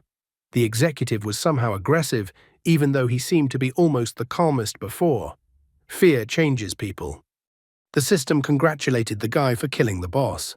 The system also informed him that he would receive an exclusive reward after closing the dungeon. Fan Xiao was finally able to exhale with relief since it was all over. Shining wondered how the guy knew that there was another monster under the water. Fan Xiao confessed that it was just an assumption he had made. He recalled about the photo they had previously seen and that back then the guy had mentioned that the picture seemed familiar to him. So in fact, he had already seen the couple in a newspaper they had looked at before. The newspaper reported that the bodies of the deceased had not been found. Another page of the newspaper cited an incident involving evolved cannibals. Since this incident was related to the oceanarium, the guy gave the incident special attention. The newspaper called the monster a high-risk target. After the man ate most of the inhabitants of the oceanarium, he was missing his hand, so the guy was very impressed by this moment. However, the human monster reported in the newspaper had the abilities of an octopus. If a man eats an octopus, he will be a humanoid octopus. If a human eats a human, then you get a mutant human. So the guy assumed that the person who ate the humans was not the octopus monster, but was another cannibal monster. In fact, that was just his assumptions. But when he saw the picture of the couple in the oceanarium, he realized that his conclusion could most likely be correct. After the guy's words, Shining was extremely displeased. It turns out that the guy had known for a long time that there were actually two monsters and had even deliberately hinted for the traitor to stab them in the back, forcing the traitor to take the initiative. Fan Xiao corrected her words, noting that he had never said such a thing. He didn't force the executive to choose to become a traitor or not. It would certainly be better for him to work together, but executive preferred to choose betrayal. So the guy asked that the blame for the executive's betrayal not be blamed on him. He explained that in such places people reveal their darkest intentions. However, even though he may not call himself fair, he did not want to be seen as selfish. Plus, like he said earlier, if they didn't bring Baiji with them, Shining wouldn't be able to live with the decision. Shining agreed with him that if someone decided to abandon her sister, she would do the same thing. However, Shining believed that despite the other options, she would have known that her sister would have been fine. Fan Xiao did not show the same confidence that Baiji would still be fine in a different outcome. The girl attributed this decision to the fact that her sister had always had good luck. She admitted that this is not the first time her sister has found herself in a desperate situation like the one that happened today. However, Fan Xiao still thought the girl's idea of luck was somewhat ridiculous. He informed her that he had a completely unique idea of luck. The girl decided not to pursue the topic further, wanting to talk about it with the guy later in private. The guy agreed to her suggestion. Now the thoughts crept into his head that his luck was not so remarkable and there were others like him. He should have cleared up the matter as soon as possible. Ever since he had been in this dungeon, he had noticed that his luck was accumulating 10 times faster in the shelter than before. After thinking hard, he came to the conclusion that even if nothing was happening, just staying in this place was already bearing great fruit for his luck. Staying in this place for 2 days, he could accumulate luck in 20 days in the normal world. He wondered if his life was in danger. Would he be able to spend the accumulated luck to pass the dungeon alive? Being in a dungeon was not necessarily a bad experience for him. Nevertheless, he decided that it was time for them to leave this unlucky place already. However, at that moment, he was stopped by Shining, asking him to wait for a while. The guy was at a loss as to what was even going on and why she had called him. Gaining confidence, the girl bowed to the guy, thanking him for helping them pass the test. The others also ran up to him and thanked him for saving them. Baiji confessed that if it wasn't for the guy's help, she would have died. The guy asked the others not to give such solemnity to the whole thing. He also confessed that his name wasn't actually Fan Jiangqiang, but Fan Xiao. Xining was annoyed that the guy had been using a fake name all this time.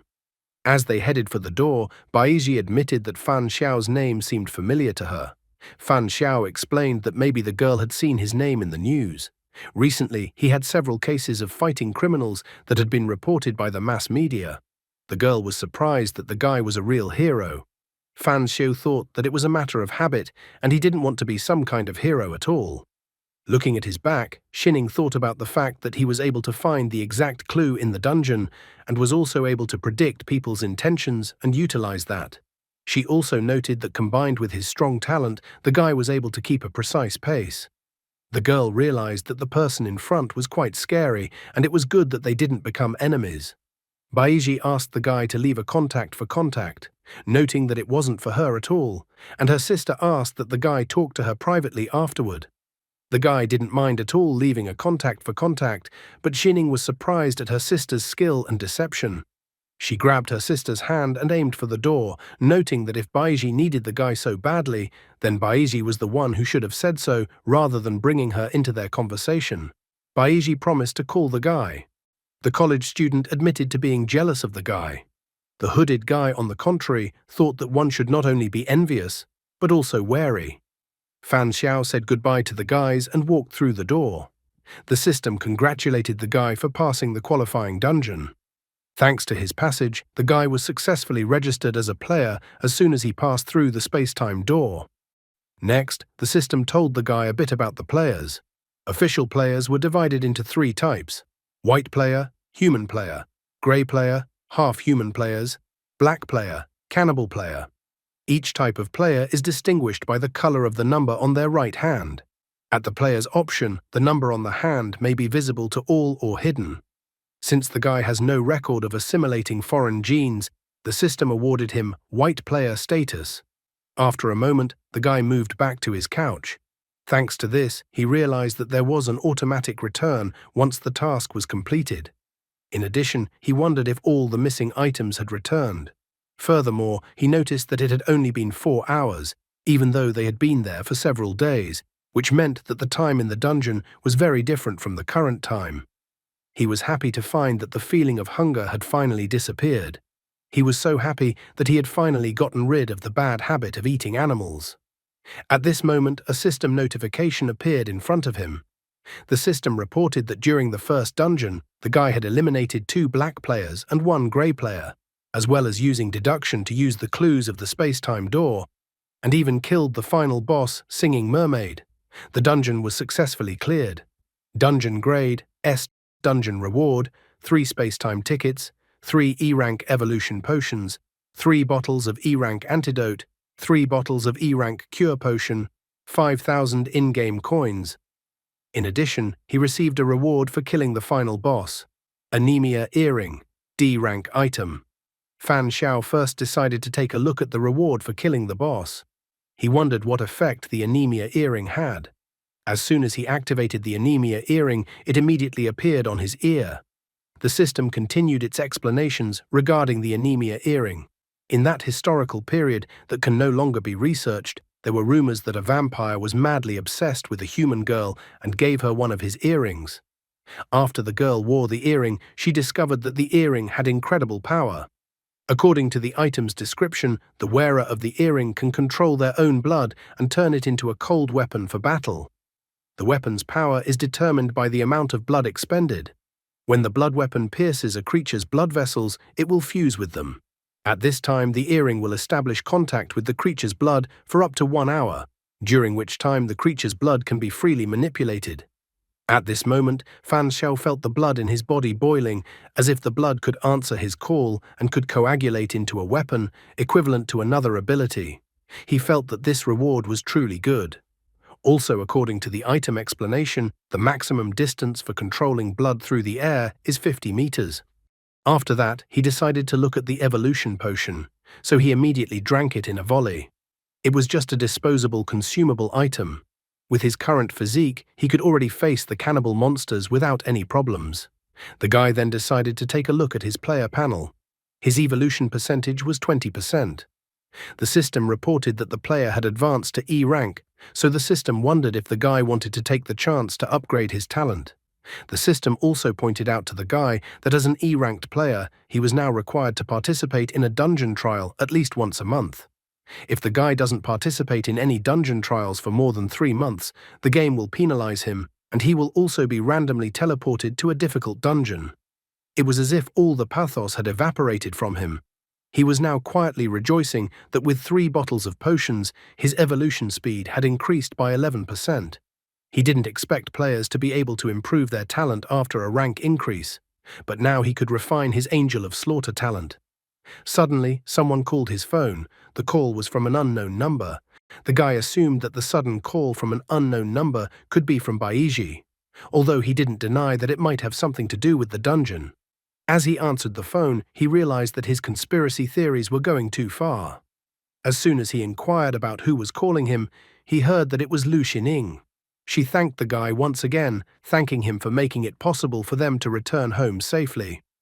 Fan Xiao recalled that the girl had already thanked him today, so he was a little confused as to why she was calling him about it. However, the girl reminded the guy that he wanted to know about her sister's good luck.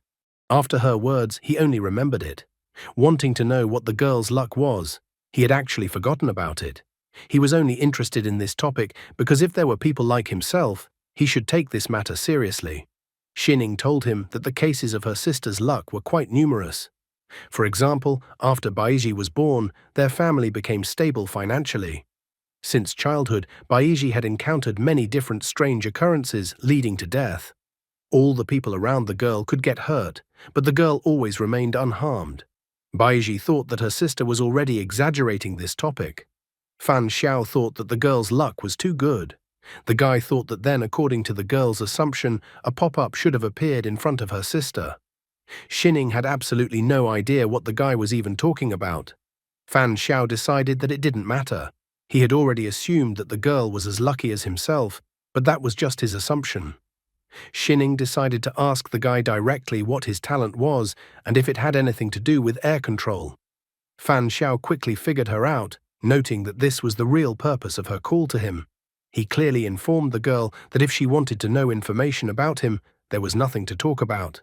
The guy only learns other people's secrets, abilities, and so on.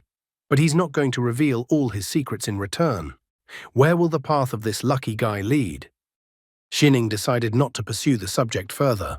She asked the guy to point out that the reward for completing a dungeon was a time-space ticket, that is, an invitation to the dungeon. Based on that, she assumed that if players used the same tickets at the same time, those players would be able to enter the same dungeon. Xining herself was too unhappy that the cunning guy was still wary of them. The girl informed him that she and her sister had tickets with the image of a white gardenia. The tickets were for the Xingyi Memory Corridor Crazy Zoo station. After that, she inquired what kind of ticket the guy had. He then admitted that he had 3 tickets for the stations: Rose Street, Fortune Hotel, Xingyi Memory Corridor, Crazy Zoo, and Xingyi Memory Corridor, Island of Sacrifice. Xining was incredibly surprised that Fan Xiao received 3 tickets at once. She quickly realized that meant the guy had gotten a pretty high grade for passing the dungeon, and thus had received more generous rewards than them. The guy then inquired about their dungeon passing grades. Xining confessed that she had gotten a B, while her sister had gotten a C. She also revealed that in addition to the ticket, they had received 1 E-rank item. Fan Xiao decided not to hide the information and revealed that he had also received an item, but a D-ranked item, and that it was most likely due to his S grade for passing the dungeon. He had too little information, and there would only be more dungeons in the future. Therefore, he decided to summarize it briefly. Xining decided that since they had the same ticket, she was offering the guy cooperation. However, she also clarified that she would have to wait a few days since she wanted to sew some special dolls. She tried to clarify if the guy was in a hurry, but to her surprise, Fan Xiao informed her that he wasn't in a hurry to go anywhere and could wait until they were ready to go to the dungeon. He even offered to let them contact him when they were ready. After that, they finished chatting on the phone. Putting the phone aside, the guy thought about the past call. He realized that to give personal information about himself was to demonstrate his willingness to cooperate. If he formed a team with the girls, he would have 2 reliable companions, and besides, one of them was a healer, which added to the idea. Fan Xiao had gotten through the rewards for the first dungeon pretty quickly. Now he had to work on improving Lolly's combat strength. He needed to improve his Angel of Slaughter talent. After that, the process of improving Angel of Slaughter began. However, it didn't last long and ended almost immediately. The summoning time was now 60 seconds and the ability's cooldown was 12 hours. In addition, Angel of Slaughter now had another original sin: wrath. The system reported that the guy's anger served as a weapon to create the weapon Angel of Slaughter wields. This weapon conceptualizes an attack, bypassing all defenses and directly damaging other living things. Everything that is alive, even the deity before you, will be destroyed. The guy quickly realized that this was a kind of buff to the attack, which was very useful for Angel of Slaughter. After strengthening Angel of Slaughter, her appearance had also changed, but the only thing that made the guy uncomfortable was calling her Angel of Slaughter every time. So the first thing he decided to do was to give her a name. The next day, Fan Xiao was sketching on sheets of paper. It was as if he was compiling a sketchbook of the evolved cannibals going through the dungeon with him. When he looked at the sketch of the man he had drawn, he found that the man was exactly as he remembered him, so he was slightly relieved that his drawing skills hadn't diminished yet. At that moment, someone knocked on his door, but as it turned out, Fan Xiao was not surprised. As soon as he opened the door, he saw a police officer, and with him were a man and a woman in strict suits. The officer noticed that the guy came to the door rather quickly, which meant he wasn't at all surprised that he was coming to see him. Fan Xiao parried, pointing out that yesterday's attack was about evolved, so he had expected something like this sooner or later. The woman was surprised when he brought up evolved, as she thought it was all just rumors from the internet. The man in turn wondered why the guy believed these rumors.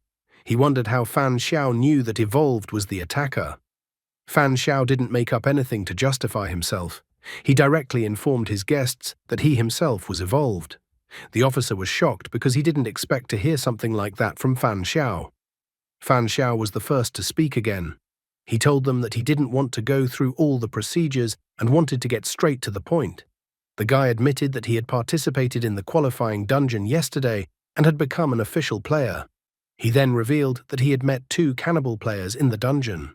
However, those cannibals were already dead, so he provided them with sketches of the cannibals. The woman was amazed at his straightforwardness. The man praised the guy for his amazing sketches, noting that the guy definitely draws at a professional level. He figured that if Fan Xiao had gotten to know the personalities and interpersonal relationships of the cannibals well during his time in the dungeon, then now they would finally be able to close some murder-related cases. Fan Xiao calmly admitted that he used to do graphic design and was an art student, so his drawing skills hadn't diminished yet. After that, the man finally decided to move on to introductions. He revealed that his name was Du Ruo, and the woman next to him was Wu Yanqing. He also asked the guy to think of the woman as his assistant. According to their documents, they were both from the Special Affairs Agency. In his thoughts, Du Ruo noted that it was quite difficult to pick on the guy in any aspect. Fan Xiao decided to ask them if they were representatives of the relevant agencies. Du Ruo decided to correct him by pointing out that the Special Affairs Agency is a department created by the government just a month ago. The Special Affairs Agency is responsible for matters related to evolved, players, and the evolution game. The first thing the guy asked was whether Officer Wang was aware of the circumstances. Du Ruo decided to clarify that Officer Wang had only recently found out about everything. The officer looked at the guy with some annoyance and sadness, noting that the guy was always getting into weird incidents. Du Ruo shared with the guy that they had already arrested the evolved cannibal who had attacked the guy. He also wondered if the guy could show his type of player. Fan Xiao rolled up his jacket sleeve and showed them his number and also added that he was a white player. Next, Du Ruo wanted to ask clarifying questions, taking a serious approach to investigate the matter. He decided to ask Fan Xiao if Fan Xiao remembered what the other people who went through the qualifying dungeon with him looked like. Fan Xiao did not unlock and admitted that he remembered them. However, he had gone through various hardships with them, and they had even found common ground, so he felt that it would not be good if he gave them and their secrets away. He also added that if Du Ruo were to force him to do so, he would only have to cooperate because he would not be able to overpower the Special Affairs Agency. The man asked the guy not to try to test them. He also pointed out that Special Affairs Agency wasn't as stingy as the guy thought they were.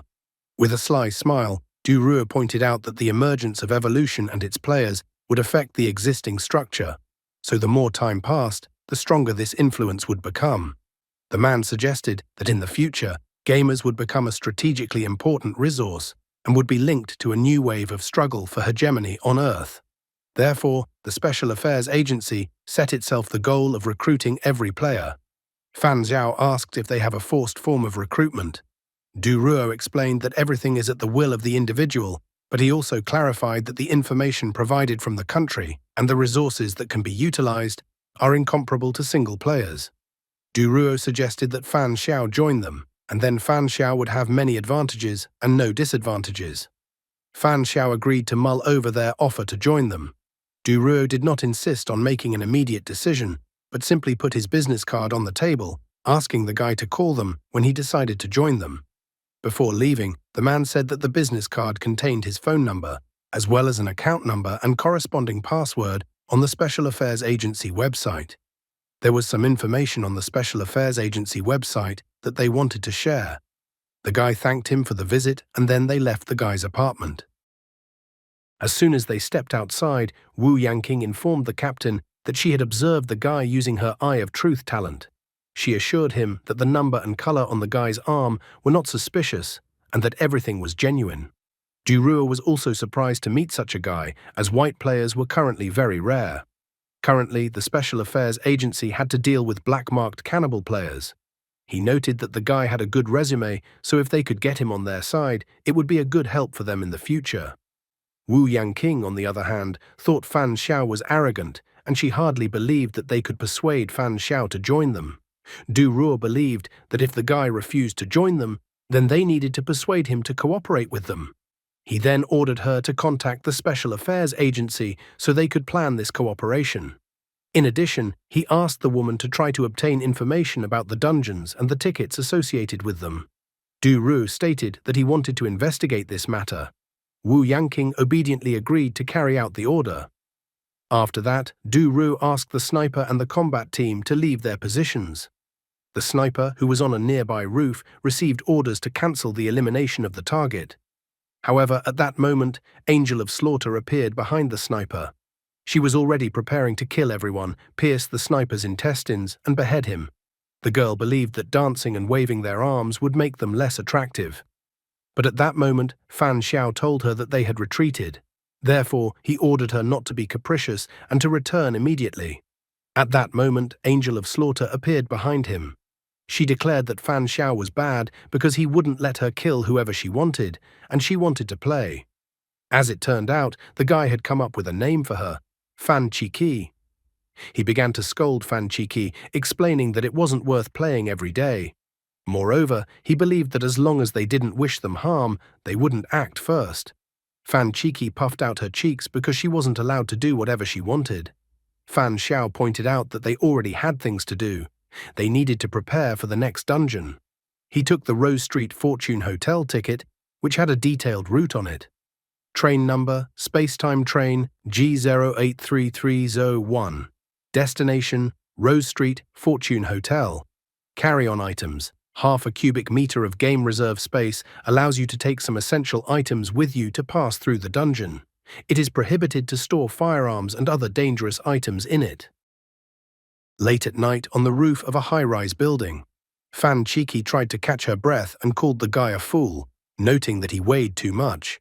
Fan Xiao noticed that the girl could only carry it a distance of about 10 meters after pumping it, and to unlock the full flying skill, they still had a long way to go. However, he noticed that the weapon transformed from anger had become a purely domestic tool for murder. After that, he let the girl go, wishing her a good rest. Since he had managed to test almost all of his abilities, he decided to go to a new dungeon. As soon as he used the ticket, he began to be transported to the Spacetime train station. The system asked the player Seal to note that his Spacetime train G083301 would arrive in 5 minutes.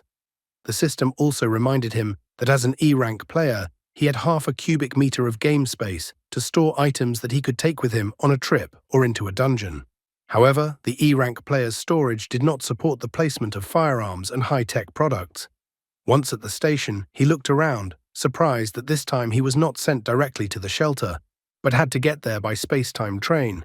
Now he understood why the pass was called a ticket. At that moment, a man approached him, noting that it was an incredible coincidence that he had met Fan Xiao in such a place. The man asked if Fan Xiao was also going to the dungeon. This man was Du Ruo, whom the guy recognized immediately. Du Ruo admitted that he couldn't contain his curiosity, so he decided to try it once. However, Fan Xiao didn't believe in such strange coincidences, so he was on his guard. Fan Xiao asked how many times the man had gone to the dungeon. Du Ruo immediately said that this would be his third trip to the dungeon. Will Du Ruo manage to survive this trip and recruit Fan Xiao to side with the Special Affairs Agency? The guy had already asked Du Ruo directly about the possibility that they might have gotten into the same dungeon. Du Ruo only explained with a smile that the space-time train would pass through many stations, each of which had many dungeons. Therefore, the man tried to reassure him by saying that it was unlikely that they would be so lucky that they would be able to get to the same station and the same dungeon. Fan Xiao admitted that he had seen on the Special Affairs Agency's official website that there was a trading platform. So the guy asked the man if he correctly understood the information that there was a trading platform where tickets could be exchanged. Du Ruo confirmed his speculation. He also said that trading required actual contact between players, and that usually such trades were only done within their organization. It's all set up this way because other players can't trust each other, since in the game, killing another player allows you to take their items. Therefore, players are afraid of falling for such cheating by other players. Fan Xiao decided to waste no time and asked if there were many players in the Special Affairs Agency. But Du Ruo was not a bad guy either, saying that if a guy joined their organization, he would tell him this information.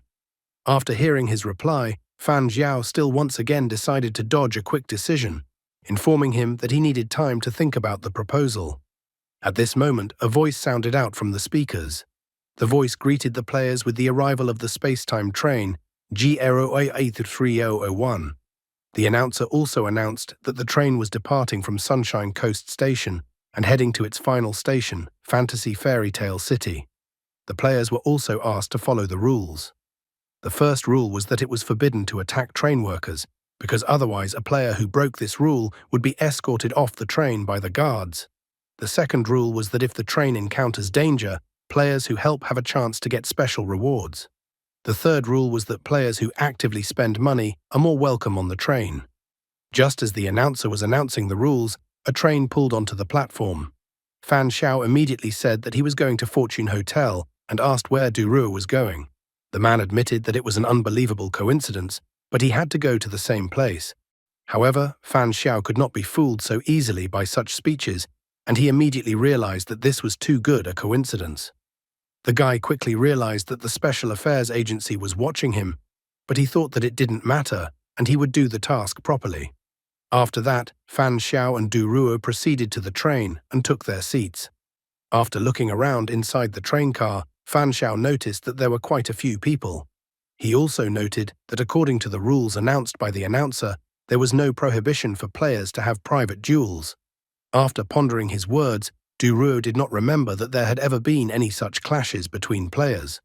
However, he didn't rule out the existence of players who might kill another player for items, and there might also be cannibal train players who were eager to attack other players and have a treat for themselves. Therefore, the man advised the guy to be careful. At that moment, a conductor with a cart came up to the guy and handed him a menu. He took the menu in his hands and began to study it closely. He found out pretty quickly that there was even food on the menu, but he was disappointed that a cup of coffee cost 50 game coins, which was incredibly expensive. Du Ruo, with a smile on his face, decided to treat the guy and pay for his cup of coffee.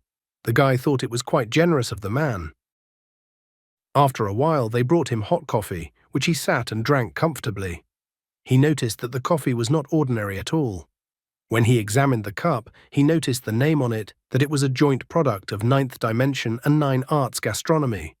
Du Ruo informed him that everything was real in this place. He was even a little surprised that the guy assumed it was just some fake loading page before entering the dungeon. Fan Xiao continued questioning, trying to find out from the man what this place even was. Du Ruo suggested that it was some kind of crevice where various time and space lines intersected. Based on this theory, it could be assumed that the other passengers on this train were most likely from other worlds, which was different from the world where Du Ruo and Fan Xiao lived. Du Ruo admitted that when ordering food, he bribed the attendants to get some information, and the most valuable was the information about the space-time station number. Fan Xiao immediately called out the number G08010A1. The man noticed that the guy was pretty good at memorizing everything. He also shared the information he was able to find out. As it turned out, G08 is the number of the space-time node, 010 is the number of the world zone. According to this information, Earth has the number 010 for the world zone, and the last digits A1 is the station number. Every starting station in the world started at A1, and there were many game dungeons hidden underneath the station. Fan Xiao now had a slightly better understanding of what was happening, having memorized the point that parallel worlds were divided by numbers. Suddenly, an announcement was heard on the train. The announcer asked for all players' attention and then announced that there would now be an emergency bounty announcement. The train announcer reported that a player known by the nickname National Annihilation had been spotted in space-time node G08. He was a member of the Tribunal of Life Assassination Organization. This person is a super player who once killed high-ranking employees of a game company and is an extremely dangerous individual. The announcer appealed to all players at space-time node G08 that if they had any information about this individual, they could directly report to the game. Depending on the importance of the information provided, the game company was willing to provide an appropriate reward. Fan Xiao wondered why the game company couldn't directly punish the players. After all, in order to catch criminals, they have to use the space-time train and issue reward ads. The guy wondered about the organization he had just learned about, Tribunal of Life. He was a little surprised that there was a player organization that dared to openly oppose a game company. Du Ruo understood his reasoning perfectly. After all, based on these announcements on the train, it appeared that the game company could not fully control the evolution game. However, he thought that this was quite good news for them as players. Fan Xiao wanted to know more about the game, so he asked the man if he knew anything about super players or S-level players.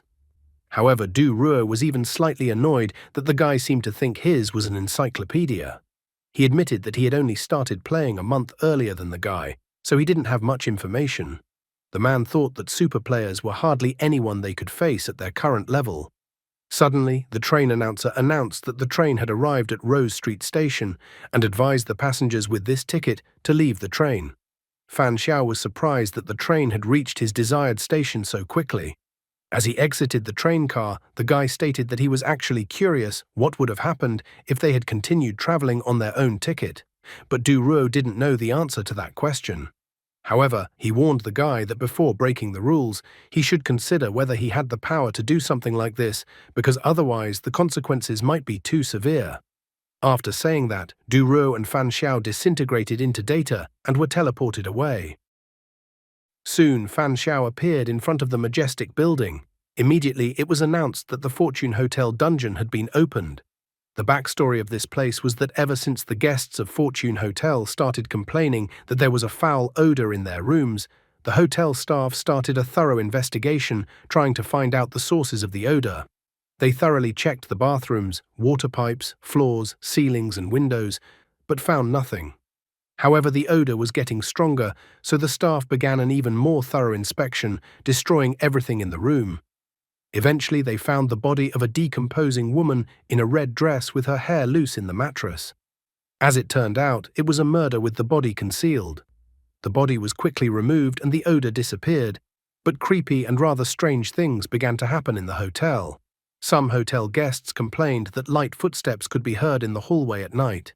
Daredevils who still decided to open the door of their room at that moment saw the silhouette of a woman in a red dress with loose hair. After that, the hotel guests started disappearing one by one, and the odor reappeared. The staff found the bodies of the missing people in the mattresses of other rooms. Panic from this event gripped everyone, and everyone was convinced that the murder victims hidden in the mattresses had turned into evil spirits that roamed the hotel, killing new guests and stuffing their bodies in the mattresses, repeating their tragic fate. After this brief backstory of the hotel, a system notification appeared.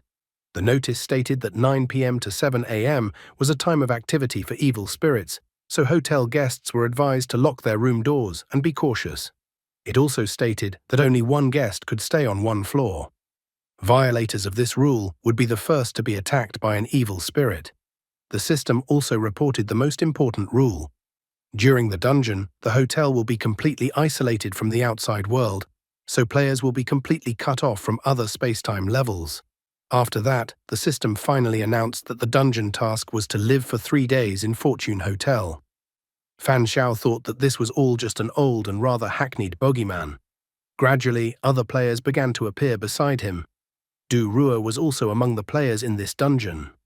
Once all the rules and backstory were announced, a girl appeared in front of them. She looked around at all the players and then announced that she had received a notice that the dungeon had closed. And she also added that they were the last group of players to enter this dungeon. The girl revealed that there are 12 players all participating in this dungeon. The excited guy decided that everyone should enter the hotel first, because the task stated to stay in the hotel for 3 days, which meant that time would only count down from the moment they entered the hotel. However, the woman suddenly declared that they couldn't enter the hotel now. She believed that they did not yet know if there might be any cannibalistic players lurking among them. The woman felt that everyone must first assure that they were not monsters, or else she would not enter the hotel. So whoever wants to go into the hotel can go in themselves. The blonde man was clearly unhappy with the woman's remarks. He felt that he didn't have to prove anything to anyone. The girl next to him advised him to ignore the woman. She even called the woman ugly. The woman was outraged at this treatment in her direction. She stated in a panic that they were definitely cannibal monsters. The woman continued to tell the others that if the 2 people in front of her were unwilling to prove their identity, then they could most likely be cannibal players. Therefore, she advised the others that if the others didn't want to be eaten by them, then they should eliminate the threat beforehand. Fan Xiao once again gave the other players a nickname based on their external characteristics: man with tattoos, babyface, bald man, werewolf, middle-aged man, handsome. Fan Xiao tiredly asked the woman why they should do anything at all. Why does the woman tell them to do something and they have to do it? The woman pretended not to understand what he was even talking about. She didn't understand why the guy didn't want to prove he wasn't a cannibal. And since he doesn't want to prove otherwise, that means he is a cannibal monster too. However, Fan Xiao calmly headed towards the hotel, saying that their mission was not to clear the hotel of cannibal monsters.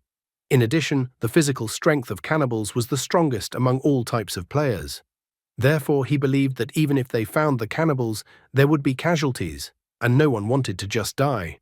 He asked if there were any players who were willing to take the lead. If there were, he would follow them, but if there were none, he would just go inside the hotel. Then, smirking, he turned to the others, saying that even if he was a cannibal, who would risk anything against him? He immediately asked if the woman who was screaming the most would risk attacking him. The woman immediately started screaming at the top of her throat that the guy had given himself away. She was displeased that the other players didn't do anything about it. Man with tattoos, on the other hand, thought that the woman was definitely out of her mind and wondered why the woman didn't go and sort it out herself. The handsome man standing next to them decided that the main threat at the moment was evil spirits, so the woman could keep an eye on the cannibals herself. After that, Du Ruo approached the guy. He knew very well that the guy was a white player and that his words could easily make other players think that he was a cannibal. Du Ruo didn't understand why the guy wanted to upset everyone at once. However, the guy stated that subhuman players had distinctive characteristics, and as a white player, he couldn't just explain things to them. So he decided that he'd rather come forward himself and establish some credibility than let them just accuse him. After all, the evil spirits were still in the hotel, so he wanted to make a deterrent for the players. Plus, he quickly realized that the woman wasn't trying to eliminate the threat beforehand at all, but just wanted to create a commotion to see who had what powers to keep themselves safe. If he is wrong in his assertions, then why is the woman herself not doing anything at all? Everywhere there will be such screamers who do nothing themselves but shout and muddy the waters. What will such a ploy lead a guy to? After that, everyone headed quietly to the hotel building. After that, despite the woman's cries, all the players entered the hotel building. After looking around the hotel lobby with his eyes, Fan Xiao came to the conclusion that no one had been in this place for a long time. Babyface got straight to the point, reminding the others that there could only be one person on one floor, so he wondered how they would allocate which player would occupy which floor. The middle-aged man did his best to calm everyone down. He stated that all the players could live as they wanted. The man had already looked around the hotel and noted that there were 13 floors, and if we exclude the first floor with the lobby, there would be enough floor space for all 12 people. The middle-aged man asked which floor the businesswoman would take. The businesswoman informed that she would like to take the 7th floor. She explained her decision by saying that she was in business and therefore paid attention to every detail. The middle-aged man was delighted by this coincidence, admitting that he was also in business. Approaching her, Handsome stated that they had come almost at the same time, so he suggested that the woman team up with him to look out for each other. Bald Man announced that he would take the 2nd floor and let the others continue to allocate other floors. Blonde Man was outraged that Bald Man decided to take the 2nd floor for himself. He believed that living on the 2nd floor was the easiest way to escape, so he was going to take the 2nd floor himself. Hearing his words, his girlfriend said that she would take the 3rd floor in that case, asking Chen to keep an eye on her. Du Ruo, on the other hand, decided that they could decide exactly which floor to stay on later, so he suggested Fan Xiao look around the entire floor first. The man assumed that if they were lucky, they might be able to find out some information related to the evil spirit this way. After listening to him, Fan Xiao reminded him that the hotel was big, so for efficiency, he suggested that they split up. The blonde man wasn't very happy with the guy's idea, thinking that the guy was crazy. Qian reminded him that the hotel was actually inhabited by an evil spirit. With a bloodthirsty look at Qian, the guy said that if Qian wanted to search with him, he would do it. Qian was more than a little scared, for he remembered the guy's earlier words on the street. Qian kindly refused his request. He stated that he didn't agree with splitting up one by one rather than saying that he would go with the guy. Qian also boldly told the guy to stay away from him. Despite his threatening words, Qian actually realized more and more that it looked like the guy in front of him was a cannibal, so he didn't want to anger him. Businesswoman reminded the rest of us that the evil spirit starts every night from 9 p.m. So if they procrastinated and delayed looking for information, it might reduce their chances of survival. Bald Man agreed with what she said and also noted that the game's clues were definitely correct. The man believed that there would be no danger at this time, so he stated that he agreed to split up to search for information. Besides, this way would be much faster than if they all went through every room together, and this way they wouldn't miss any rooms. After listening to his arguments, Handsome agreed with him. Fan Xiao once again took the initiative and went first, announcing that since everyone agreed, they should hurry up. Du Ruo wondered if the guy thought the evil spirit was even real or a fake. Fan Xiao admitted that there was too little information to judge anything. As they were going up the stairs, the guy suddenly stopped and turned to Du Ruo, saying that he would leave the floor inspection to Du Ruo and go up to the 13th floor. Du Ruo did not object to this initiative in any way. Before he left, he even advised the guy to be more careful. Fan Xiao annoyed Du Ruo, and he thought of him as a sticking band-aid, as the man never left his side. In the end, the guy decided it was some kind of test from the Special Affairs Agency to check him out. After a while, Fan Xiao arrived at the 13th floor. The first room he was going to start his search was 1301. At first glance, he noticed that no one had been in this room for a long time, so he didn't expect to find any easy clues here. Therefore, he immediately took out the anemia earring.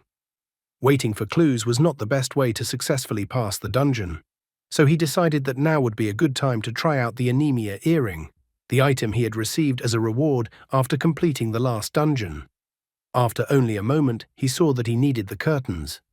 After pulling down the curtains and taking a look at them, the guy was glad that the task had been successfully completed and that the anemia earring was actually incredibly useful. Not only could the anemia earring control blood, but it could also control its oxidation and drying. After some searching, everyone made their way back to the first floor lobby.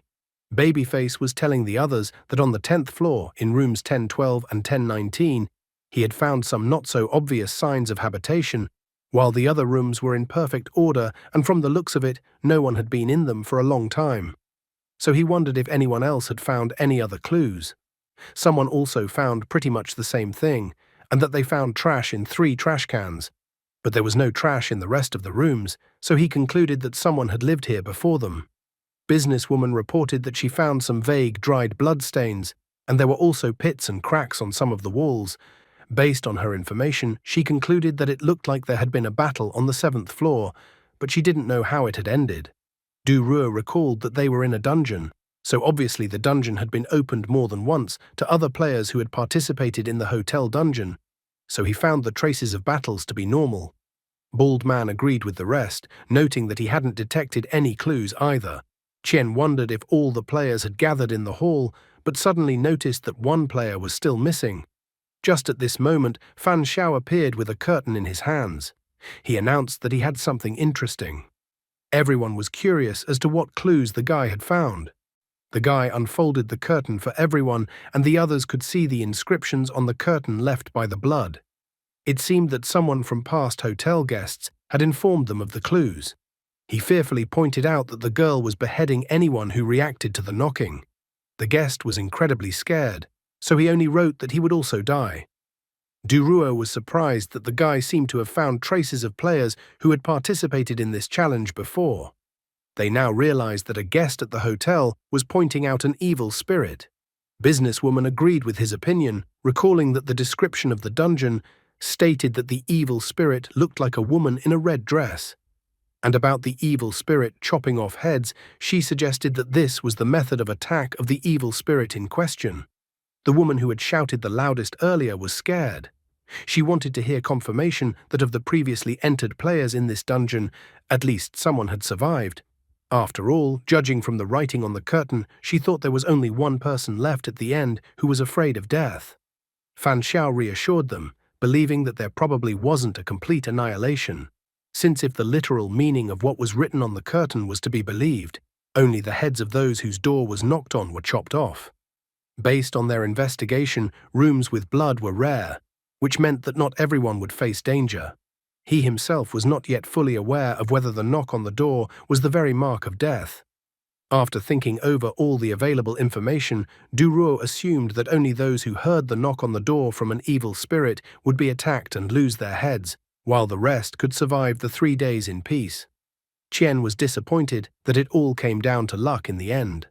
The middle-aged man suggested not relying on luck, as it was too unreliable. Therefore, he suggested that everyone should live together, unite, and fight the evil spirit together. Handsome found meaning in his words, for the more people there were, the greater the strength, and so the evil spirit might not be able to overpower them. Babyface was adamantly opposed to the idea. He reminded the others that only one person could live on one floor. If anyone broke that rule, they would be the first target of the evil spirit. The woman enthusiastically stated that then they should all move into the same room together. She believed that if they all broke the rule together and fought against the evil spirit wouldn't be able to kill them all. However, Fan Xiao intervened and asked her not to drag everyone else into her maelstrom. He felt that the woman was thinking and planning too beautifully. The woman was extremely displeased, wondering what the guy even meant. Fan Xiao calmly explained why her plan was nonsense. If they live together, that evil spirit will come and finish everyone off. He reminded the others that based on the assumptions, the knocking on the door would only affect some players. Based on the information he received, he concluded that there was a chance that some players could survive these 3 days safely. However, if they all lived together, the evil spirit would definitely attack them. Furthermore, he assumed that encountering an evil spirit didn't necessarily mean imminent doom. The guy reminded the others that they had found battle marks earlier, which could be interpreted as players trying to resist the evil spirit. So Fan Xiao suggested that the evil spirit probably didn't have a way to instantly kill players.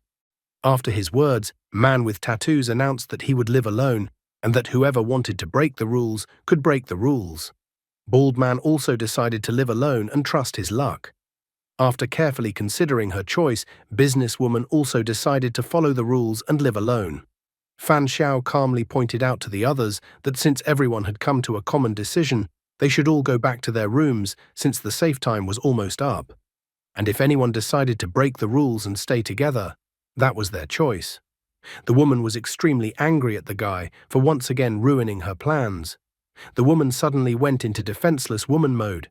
She stated that the guy was actually a cannibal player and that he wanted them to act alone, so she asked the other players not to listen to him. However, Bald Man was already angry with her and told her to shut up.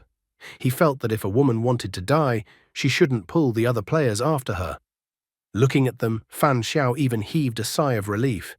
The guy thought that if the bumbling idiots broke the rules and started living together, they probably wouldn't even have to wait for an evil spirit to appear, and the rules of the game itself would destroy the violators. He didn't know if there was an evil spirit in this building yet, but there was definitely one right next to it, Fan Chiki. Even if the evil spirit appeared to him, he wondered who would actually be scared of whom.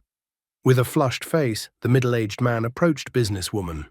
He thought that since she would live on the 7th floor and he on the 6th floor, they would be neighbors. So he asked that if something happened to either of them, they should start making noise to attract the neighbors' attention and support each other. Businesswoman agreed with him because cooperation definitely increased their chances of survival. Hearing their conversation, Handsome approached the woman that the other players on different floors would also make noise to warn and support each other. It was strongly evident from the middle-aged man's face that he was extremely unhappy that Handsome was interfering with his attempts to establish a relationship with businesswoman, who he obviously liked. The woman also cut into their conversation, stating that since she would be living on the 9th floor, she thought it would be easier for them all to help each other that way. The middle-aged man was extremely surprised and unhappy that everyone was just getting in his way. Businesswoman said with a smile that she agreed to cooperate because the more people the better. However, it seems that middle-aged man and Handsome have become rivals in the fight for the heart of businesswoman, who does not seem to be interested in either of them. Looking at them, Fan Xiao calculated that there were 2 subservient men, one young woman, another female provocateur, and a couple of stylists. In his opinion, the overall danger was not great. The others, however, were rather taciturn, so it was difficult for him to understand them for the time being. In the end, he decided to behave more cautiously with them, but one player from their group pissed him off the most. As soon as he entered the elevator, Duruo also entered the elevator with him. They used to walk up the stairs, but now it turns out the hotel has an elevator. The guy was annoyed with Duruo because even now Duruo was supposed to live on the 12th floor, but for some reason went with the guy to the 13th floor. The elevator doors opened and a happy Duruo walked out following the guy on the 13th floor. Then he said that he had some business with the guy and that they needed to find a place to sit down to discuss an important matter. After a while, they came to room 1308. Duruo thought that as long as there was time before 9 p.m., then they could chat, as long as the guy didn't mind, of course. Fan Xiao also said with a smile that he didn't mind chatting before the appointed time. However, in his thoughts, he was extremely dissatisfied with Duruo. Even though he didn't mind socializing, Duruo had already come to his room before he even asked for permission. And on top of that, he immediately sat on the bed. The guy even thought that Duruo seemed to have been raised poorly as a child. Duruo didn't care. He confessed that he was interested in one question. Previously, the guy at the hotel entrance had hinted that he might be a cannibal player and that it was to catch someone's eye. Duruo wondered if the guy had made any progress in this matter. Fan Xiao evasively informed that it was just for fun, so it wasn't a fact that it would produce any results. Although no one fell for his ploy, he still had some assumptions. He believed that man with tattoos, babyface, and bald man might be cannibal players. After hearing the guy call one of the players babyface, Duruo praised him for choosing a pretty accurate nickname for that player. He wondered why the guy thought that one of them might be a cannibal player, and what the guy thought was wrong with them. Fan Xiao shared the observation that everyone else is active, so it is immediately obvious that they cannot hide their intentions. But man with tattoos, babyface, and bald man are constantly silent and rarely say anything. If something were to happen, he believed that they would be the first ones to be under suspicion. Duruo finally exhaled and revealed that he hadn't actually come to discuss the players, but for another reason. He was curious. He wanted to confirm his speculation that those bloody marks on the curtain were actually drawn by Fan Xiao. Fan Xiao smirked and wondered if Du Ruo had been tasked to be an evil spirit and kill people. Du Ruo also grinned in response because based on the guy's words, there was no evil spirit in the dungeon. It was all just a disguise, and the evil spirit was actually just a person. He even made the comparison that it was a quest like the werewolf game. And it turned out that if Du Ruo was tasked to play the role of an evil spirit, then Fan Xiao would definitely be in trouble now. Fan Xiao smiled, saying that he was just joking and trusted Du Ruo. After all, it was unlikely that the official staff would kill innocent players. However, Fan Xiao was not a fool and was well aware that with the strengthening of Raj, Fan Qi would surely be able to kill Du Ruo. Du Ruo continued to smile, noting that the guy's speculation was quite interesting. But unfortunately, he wasn't tasked with being an evil spirit, so the guy could test him however he wanted. The guy's face even covered in cold sweat. He assured that there was no need to do that, because the bloody footprints were a trap to catch other players. Fan Xiao explained that if one recalled the description of the dungeon, the rules related to the evil spirit are quite obvious. The evil spirit will hide the bodies of dead people in the mattress, repeating its tragic fate. Now Fan Xiao has tampered with the information and added 2 new rules. Rule number 1, the evil spirit will knock on the door to mark the victim. Rule number 2, the evil spirit will chop off the head of the person it is about to kill. Fan Xiao concluded that if an evil spirit really exists, it is unlikely to follow such rules. However, if the evil spirit follows these 2 rules, it will fall into a trap that will indirectly confirm that the evil spirit is actually a person who plays the role of an evil spirit. Thus, the person who plays the role of the evil spirit knows perfectly well that the bloody writing on the curtain is fake. Therefore, the fake evil spirit's first order of business would be to eliminate the threat, which means it would probably try to kill Fan Xiao first. Du Ruo was surprised that the guy was so confident and believed that he could defeat the evil spirit. Fan Xiao corrected his thoughts by saying that it would only make sense if the evil spirit was a fiction. Otherwise, if the evil spirit really existed, it wouldn't care about the guy's pranks. Suddenly, Du Ruo took out 2 paper cups. He explained that he was holding an E-rank item, the evolved paper cup for communication. The man revealed that the 2 cups could provide communication in the same spatial domain, which was a good substitute for walkie-talkies that couldn't be brought into the dungeon. The guy was surprised that there were even such useful items found. Du Ruo held out 1 cup to the guy. The man asked the guy that if the guy catches the evil spirit today but can't handle it, he should remember to inform him so that he can come to the guy's rescue in time. Du Ruo was amused that everyone was avoiding the evil spirit, but the guy on the contrary decided to provoke the evil spirit. Before leaving, Du Ruo decided to find out why the guy was so sure that the evil spirit was just a fiction. Fan Xiao explained that he had just thought that the likelihood of such a situation was high. He didn't deny that there were such things as evil spirits, but he felt that such supernatural things were unlikely to appear in the Irang dungeon. Du Ruo wished the guy good luck with catching the evil spirit. He once again reminded the guy to remember to let him know if anything happened. Fan Xiao smilingly asked Du Ruo not to worry about it. It was soon 10 p.m. in the evening. A woman was sitting near the door, holding a lamp in her hands. She was trembling all over, but tried to convince herself that she couldn't possibly believe that she would suddenly meet an evil spirit. Suddenly, there was a knock at her door. The woman was frightened because if someone knocked on the door, then it was definitely an evil spirit. She thought that the main thing was not to open the door, but to hold it so that no one could open it, and then she would be safe. Suddenly, a woman who was an evil spirit appeared right in front of her. She instantly attacked the woman who was frightened and screaming. Meanwhile, businesswoman was touching her hair with her hand, and suddenly she heard screams and noise coming from other rooms throughout the hotel. What really happened in this strange hotel? The next morning, Fan Xiao and Du Ruo were riding in the elevator. Du Ruo asked if anything had happened during the night, but Fan Xiao said nothing had. Du Ruo admitted that nothing had happened to him either. He even suggested that perhaps Fan Xiao was mistaken and that the evil spirits were not players pretending to be evil spirits, but real evil spirits. However, Fan Xiao yawned and reminded him that just because they were fine did not mean that everyone else was fine, so he suggested that they go down to the first floor to check on the current situation. Fan Xiao and Du Ruo quickly took the elevator down to the first floor. As soon as they arrived on the first floor, they noticed that some of the other players were staring at them.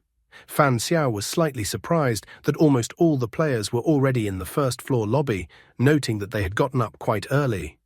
Babyface approached them and asked if they were the only ones who had arrived by elevator. Hearing his question, Fan Xiao immediately tried to find out if all the players were on the first floor. Handsome explained that only the sweet couple and the woman who kept shouting that she wanted everyone to live together were missing. Businesswoman was slightly saddened, hoping that nothing had happened to those who were not here. However, at that moment, middle-aged man emotionally said that he didn't know if they were in trouble, but he had almost gotten into trouble yesterday. He was angry when he said that an evil spirit had knocked on his door at night, so he immediately broke things to send a signal. In the end, the middle-aged man did not understand why the businesswoman did not come to his aid, but the businesswoman admitted that someone had also knocked on her door at night.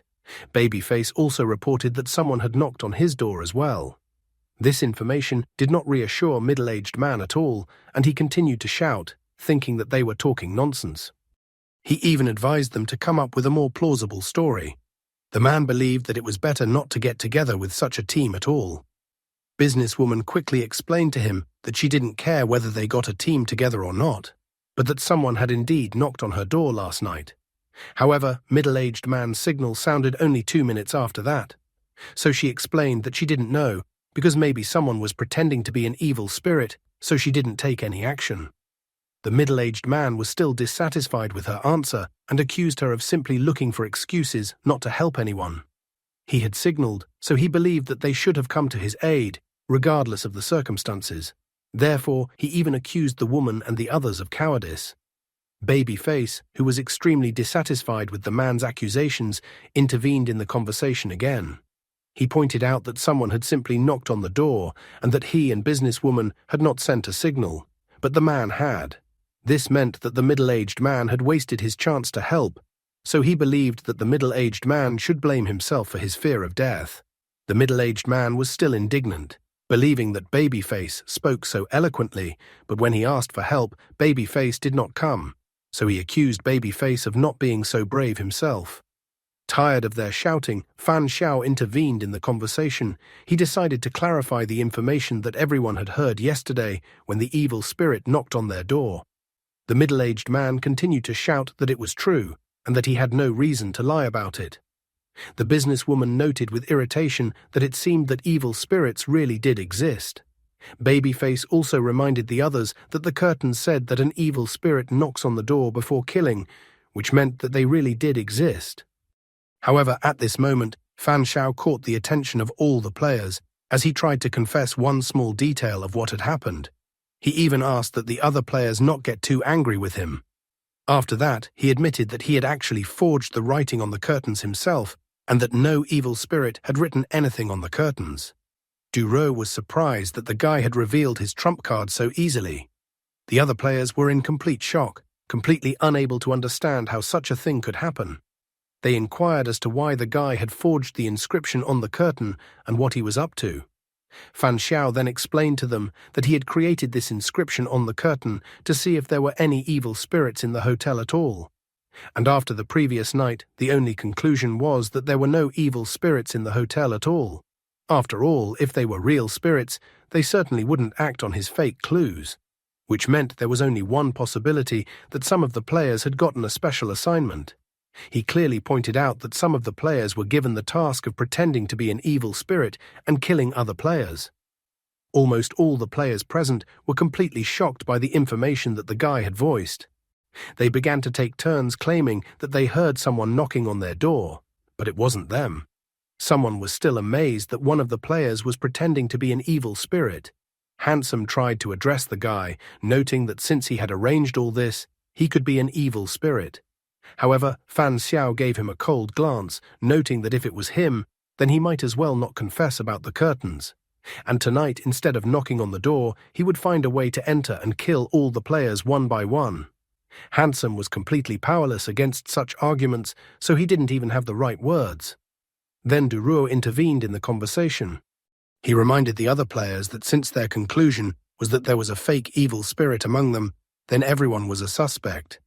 However, Duruo happily stated that there was some positive news, because now they knew that their enemy was not an evil spirit, but a human.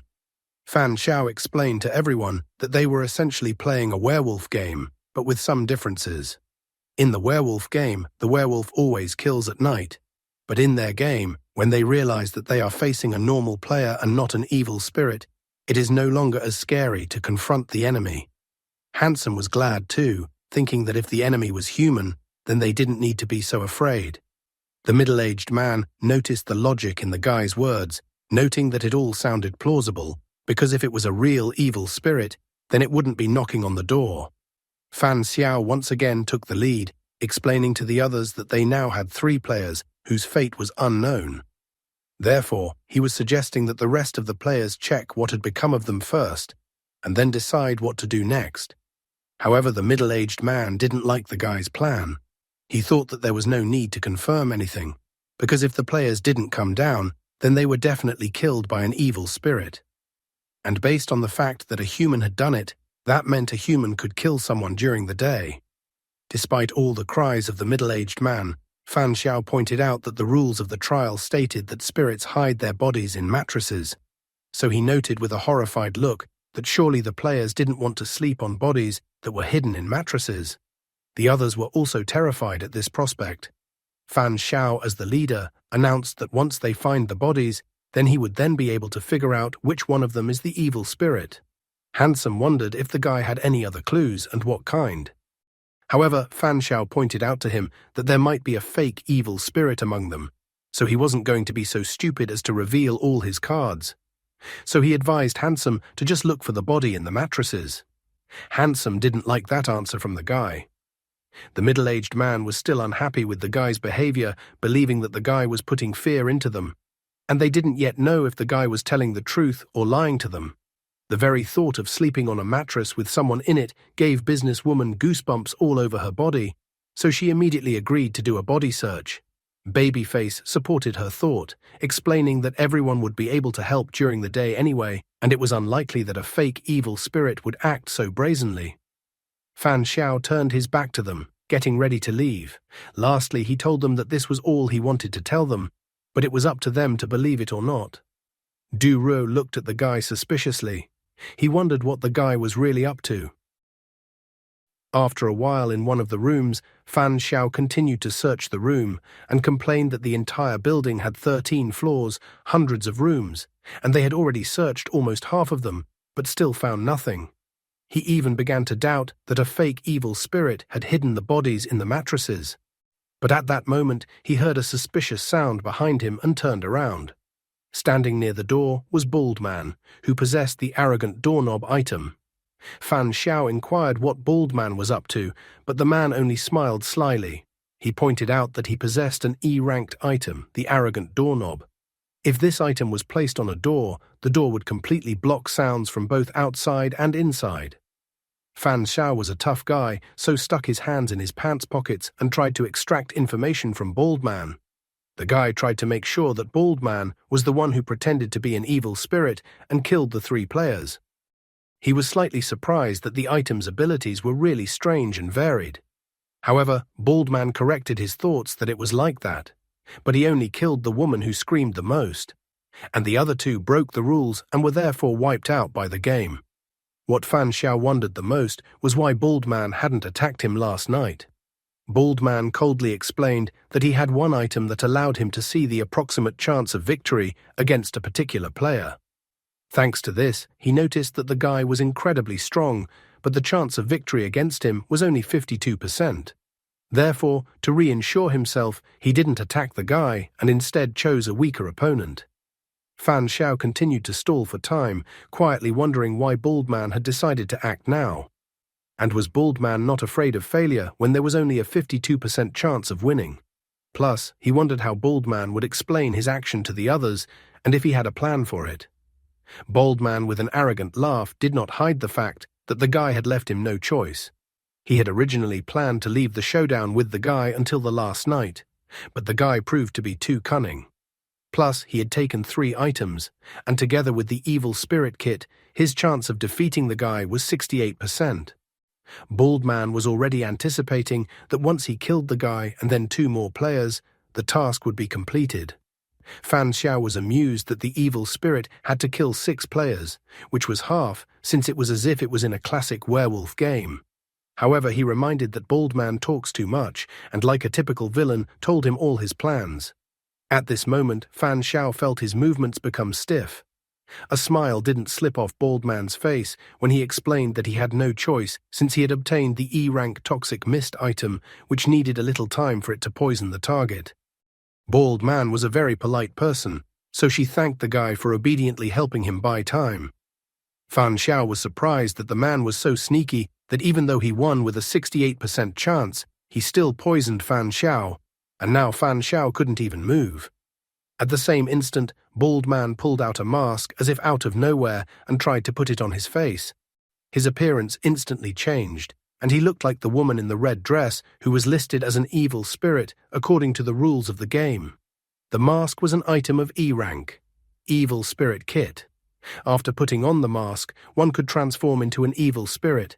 Starting at 9 p.m., skills such as passing through walls and stealth appeared, and attack power, physical and mental strength increased significantly. However, the item was exclusive to the dungeons and could not be exchanged or given to someone else. While trying to attack the guy with his claws, Bald Man declared that the survivor was the winner and ways didn't matter, so he didn't care about the guy's opinions on being so mean. Would Fan Xiao be able to do something about this situation, or would someone come to his rescue? Bald Man is a typical villain who needs to tell the protagonist his entire plan instead of just finishing off the protagonist. Everyone needs the protagonist to get the upper hand on the villain. But it's good that here at least the author added a little detail with the toxic mist item, and that Bald Man needed to stall on his own. And that in order to realize his plan, he decided to be sincere and kept talking. Bald Man, in the guise of an evil spirit, tried to pounce on the guy. However, practically at the guy's throat, Bald Man stopped abruptly. Suddenly, vomit came to his throat, and then he vomited. Bald Man fell to the floor, not realizing how this could even happen to him. There was a 68% chance of him winning, and he had even used poison to massacre the guy for sure. Therefore, he didn't understand how he lost in this battle. Behind the guy, a smiling Fan Cheeky appeared. A moment later, the system announced that player Seal had killed player Ant King. After that, an antidote appeared in the guy's hand. Opening the bottle cap, the guy drank the antidote in a flash. The system announced that player Seal could inherit 1 random item from player Ant King, and then the system started searching for an item to inherit. Fan Xiao thought that it looked like the item for calculating the odds of winning only took into account the body's evolution level and equipped artifacts, but didn't take into account the player's abilities. A moment later, the system reported that the guy had obtained the E-rank item, Arrogant Doorknob. According to the system's description, being part of a wooden door worth 500,000, the doorknob has its own pride, incomprehensible to pathetic and insignificant people. The item note stated that if you attach the handle to the door, you can not only lock the room, but also isolate the sound inside. After reading the item's description, the guy decided that he shouldn't rely too much on the abilities of items, especially low-level ones. Fan Cheeky was dissatisfied with how sturdy Bald Man's clothes were. She was dissatisfied that she couldn't even tear his stomach. Leaning over to Bald Man, the guy examined him. He considered that the mask on the guy was the evil spirit artifact, and when he took off the mask, Fan Cheeky could deal with Bald Man's body. The girl thought Bald Man was just her toy. Fan Xiao asked her not to go too far after all, he still needed Bald Man's body. Fan Cheeky was so happy that she even started laughing. Looking at her facial expression, the guy was once again convinced that Angel of Slaughter was acting like a child. Therefore, he thought that he should just let her play for a while. He decided to wait for her to play and disappear before contacting Du Ruo. After a while, Fan Xiao activated the anemia earring. The anemia earring allowed him to establish a connection through the contact of his blood with another person's blood, allowing him to control the person's entire circulatory system for an hour. Eventually, the blood guy put together a blood crossbow. He learned that if he used the blood crossbow to release an arrow made from his blood and it hits the victim's body, he would be able to make a connection with the victim. And then he would be able to make the victim's blood flow backwards or explode. At that moment, his door made a clicking sound. At the same instant, Du Ruo slowly entered the room. Seeing the guy with the blood crossbow in his hands, Du Ruo asked him to wait and explain what was even going on. He admitted that he thought the guy had called him to help the guy. But when he walked in, he saw the guy pointing an arrow at him. Only now did he notice that it looked like the battle was already over. Du Ruo glanced at Baldman, wondering from the guy if this was the evil spirit they were looking for. He noticed that Baldman's body wasn't exactly in good condition, so he assumed that there had been a brutal battle here recently. Du Ruo had thought the guy was just a beginner who had just entered the dungeon. But now he realized that the guy's strength was much greater than it seemed. However, the guy's mental state raised some questions for him. He decided that when he returned, he would have to review the file on Fan Xiao. Du Ruo tried to ask the guy why the evil spirit looked different from the job description. Holding the mask in his hands, Fan Xiao pointed out that it was all about the mask. If the mask was removed, the fake evil spirit would take on its normal appearance. He even admitted that he was sorry that the mask couldn't be taken away with him. After all, there would be good money to be made for such a mask.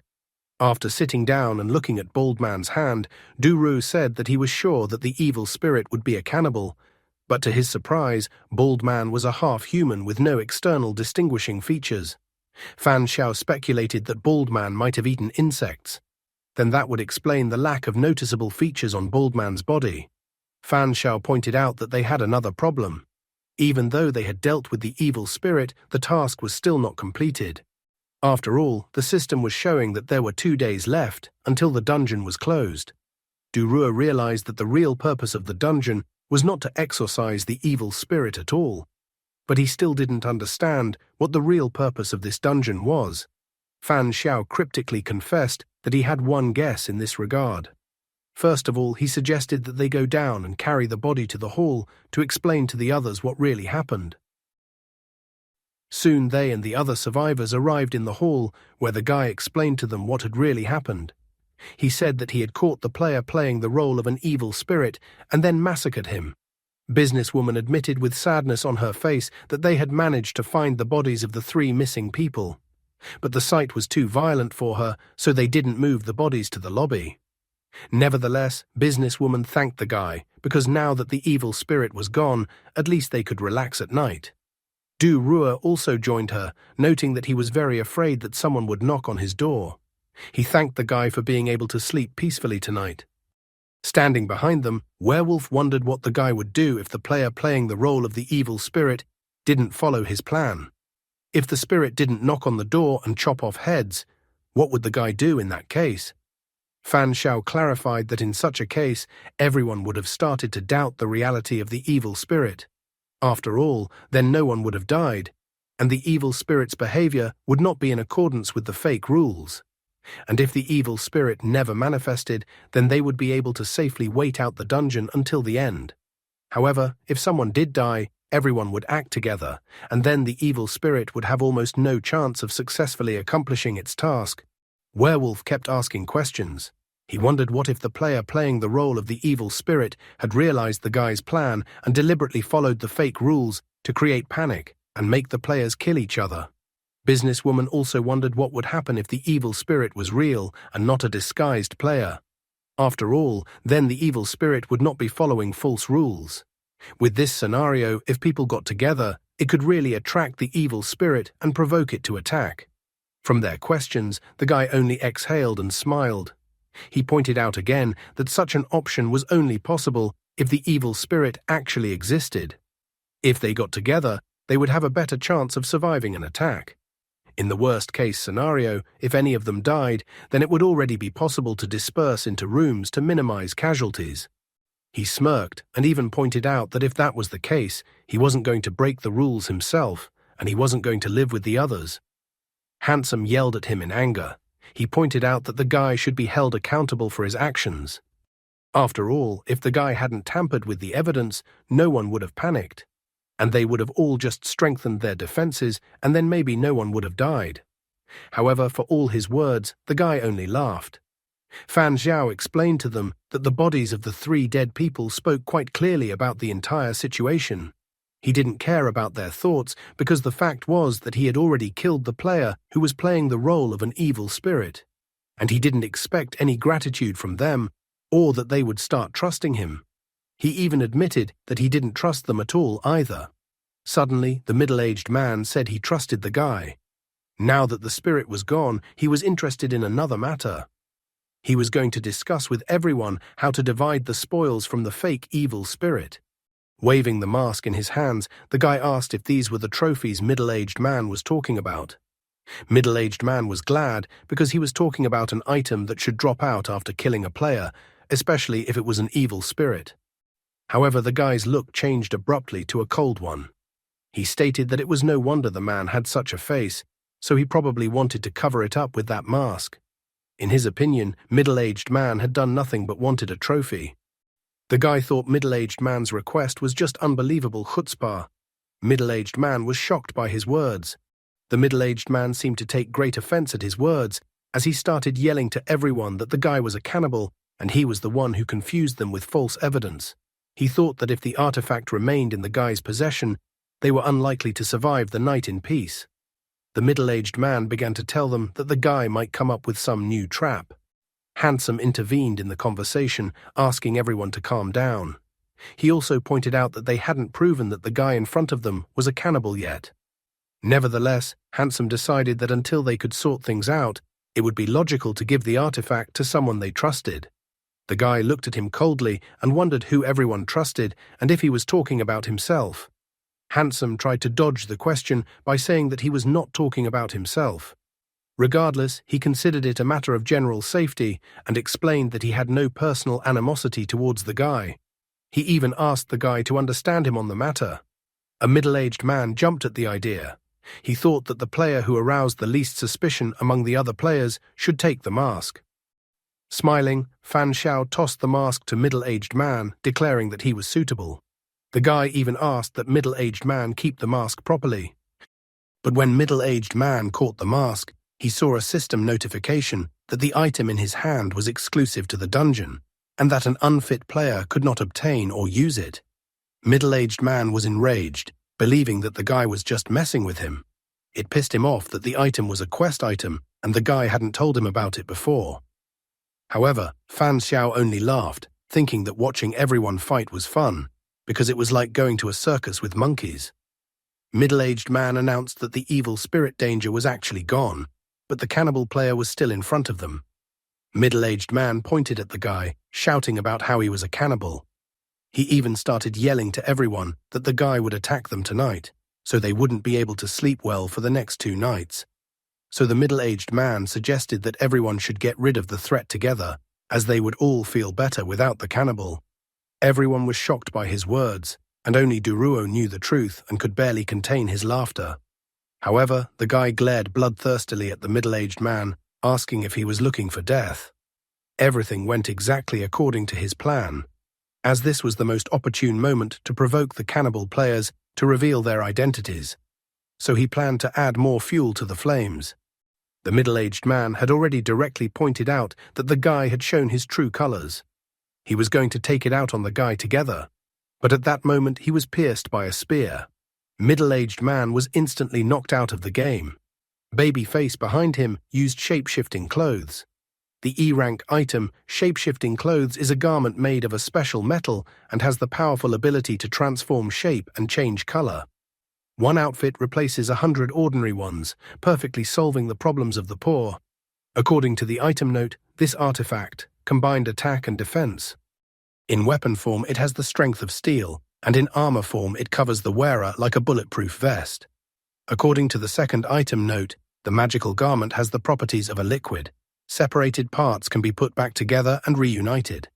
Babyface stated that since he attacked first, then they didn't need to pretend anymore. He glared menacingly at Handsome and Businesswoman, believing that now that the evil spirit was gone, they could now sever all ties with them. Handsome and Businesswoman were startled. Babyface stepped forward, announcing that the other 2 could attack with him. They would quickly deal with the others and feast for the remaining 2 days. Fan Xiao was even slightly surprised at such a sudden turn of events. Businesswoman was surprised that all three players were cannibals. Handsome, on the other hand, thought that there was no need to clarify again, since everything was already obvious. Fan Xiao turned around to Man with Tattoos and Babyface, whether they knew each other. However, Babyface admitted that Man with Tattoos seemed like a cannibal to him. He stopped by Man with Tattoos before 9 p.m. last night to check him out and was right. Stepping forward, Man with Tattoos announced that there were 7 of them left, so 3 against 4, meaning the chances of winning were incredibly high. Man with Tattoos had already discarded the calmness on his face. He admitted that he hadn't eaten anything all day already, so he couldn't wait for the banquet to start. Man with Tattoos lunged at the remaining players. Handsome and Businesswoman were still incredibly scared. However, at this moment, Fan Xiao appeared in front of Handsome and Businesswoman and announced that there would be no banquet.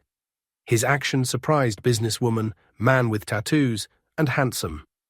Babyface angrily inquired what he meant. At this point, Fan Xiao apologized to everyone and then revealed that he was actually a white player. Man with Tattoos was enraged that the guy dared to deceive them. Handsome still couldn't figure out if the guy was a human or a cannibal. Du Ruo then grabbed his head as if he had a headache. He then revealed that the guy was a human. He also mentioned that he knew the guy even before this game, so he could vouch for the guy. Du Ruo admitted that all the guy's actions were just a disguise and a tactical move. Werewolf gritted his teeth, stating that he believed the guy. Businesswoman suddenly pulled out her whip, informing him that they'll talk it over later, but first they need to deal with the cannibals. Babyface, as a typical cannibal, could no longer contain his anger. He tried to attack the guy, hoping the guy would pay for his deception. Then the guy pulled out a blood crossbow, which made Babyface back off a bit. However, when the guy shot an arrow from the blood crossbow, Babyface's robes were able to block the arrow. Realizing that the arrows were useless, Babyface rushed to attack, swinging his spear. But at that moment, Businesswoman appeared in front of him and used Queen's Domain ability. Babyface was thrown aside. Businesswoman then revealed her nature, and a grinning mistress with a whip in her hands appeared in front of Babyface. Babyface was incredibly scared, and Businesswoman was beating him with the whip at full force, dominating him. Fan Xiao was surprised that Babyface's armor could defend against the blood arrows, but couldn't even soften the whip blows. He realized that the whip was also an artifact, and apparently of a high level. How will their fate unfold next, and at what speed will they deal with the cannibals? Man with Tattoos and Werewolf clashed their fists. Werewolf was almost as strong as Man with Tattoos, although the latter was furious. Du Ruo decided to seize the moment and tried to attack Man with Tattoos with his sword, but the latter dodged Du Ruo's sword on reflexes. Du Ruo announced to Man with Tattoos that the two of them would be his opponents in this battle. Man with Tattoos was furious. In his thoughts, he confessed that he had absolutely never expected that the guy would deceive them and was not a cannibal. Now the situation for the cannibals was at a maximum disadvantage, as 2 cannibals were facing off against 5 players. Looking at Du Ruo and Werewolf's ongoing fight against Man with Tattoos, the guy noted that it looked like the Special Affairs Agency's forces were in place, so he felt that he didn't need to worry about that fight. To the surprise of the others, the middle-aged man was still alive and asked for their help. However, Handsome smiled slyly, noting that he still couldn't save himself and would die soon. Therefore, Handsome believed that since middle-aged man would die, the enemy should not be allowed to take possession of his items. Middle-aged man was terrified, realizing that his fate was sealed. He even asked Handsome to spare him. However, Handsome didn't listen to him and finished his dirty deed, asking the middle-aged man not to worry about anything, and he even promised that he would definitely avenge him. Businesswoman turned to him and asked him what he was doing. Handsome didn't see anything wrong with what he was doing. He explained that the middle-aged man would have died anyway, which meant that his items would have gone to the cannibal players.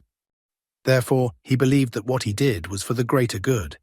After listening to his excuses, Businesswoman was shocked and couldn't even find the right words. At this point, Fan Xiao decided to address Babyface. He pointed out that Babyface could not win, pointing out that another rat right in front of Babyface's nose had taken his prey and items. Fan Xiao tried to find out why the guy was so persistent in continuing to fight them.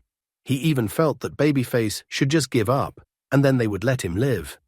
At his words, Babyface became enraged and entered his monster form, telling him to shut up. But the first thing he decided to attack was not Fan Xiao, but Handsome, who had stolen his prey. At this point, Handsome showed why he was still alive as he used speed-running sneakers to escape from Babyface. However, Babyface was not going to let go of such an impudent player. He took aim and swung the spear in his hand. The spear that Babyface threw hit Handsome's back exactly. Babyface smiled, noting that the speed-running sneakers were not of a very high level, but nevertheless, he was now going to take those sneakers for himself. Fan Xiao noticed that the item of armor had come off Babyface's body, which meant that it was a good moment to attack. Taking advantage of the moment, he reactivated the previously released blood arrow, and then threw it straight at Babyface's back. Babyface couldn't understand what had even happened. He didn't feel any pain at all. Suddenly, it was as if his body began to swell up, and he felt violently sick. Babyface turned around to look at the smirking guy, realizing that he was the one who had attacked him. Fan Xiao smiled and then uttered a single word: boom. In the same instant, the guy's body was destroyed, and the system reported that player Seal had obtained the E-ranked item, Shape-Shifting Clothes. Man with Tattoos was stunned to see his ally vaporized literally before his eyes.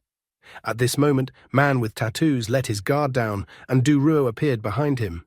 He asked him if Man with Tattoos thought now was the best time to be distracted from their battle.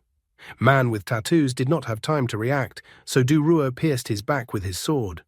Man with Tattoos couldn't understand how this was possible.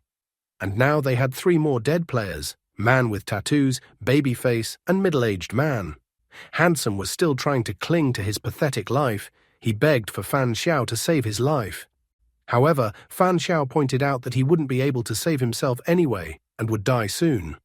With a sly smile, Fan Xiao wondered if Handsome was familiar with this phrase. However, he said that although he was not acting morally, he was a humanitarian at heart, so he announced that he would not kill Handsome. The truth is, though, that Handsome only has a pair of useless, speed-running sneakers. Businesswoman, who was listening to their conversation, was surprised to hear the word humanism from the guy. Nevertheless, she thought that the guy's moral level was pretty high, and that at least it was higher than that of a guy lying on the ground. Businesswoman dealt Handsome both a moral and physical blow, informing her that too often the team was filled with people who were unwilling to help but happy to take advantage. At this point, animal ears appeared on Businesswoman's head. She reported that she rather liked people like the guy in front of her, smart and brave. Fan Xiao was surprised that there was another one of the half-human among the players. An overjoyed Duruo began whistling a song, noting that he didn't think at all that they would be able to deal with all the dangers before the end of the first day. Werewolf noted with a bit of sadness that of all the players, it was just the 4 of them left. Businesswoman reported that the main reason for the problems was the mechanics of the dungeon. They thought they had to avoid evil spirits, but it turned out to be similar to Werewolf's game, so they had to simultaneously defend themselves from the evil spirit and find cannibals among the players. Duruo also explained that putting the evil spirit item in Bald Man's hands also had a certain effect. After all, Bald Man eliminated 3 people in one night, which increased the advantage of the cannibals. As a result, in response to the provocation, the cannibals gave themselves away.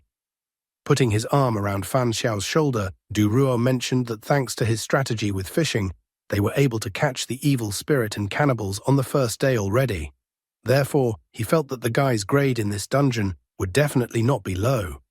Businesswoman's facial features softened, and she extended her hand to the guy, informing him that they should get acquainted.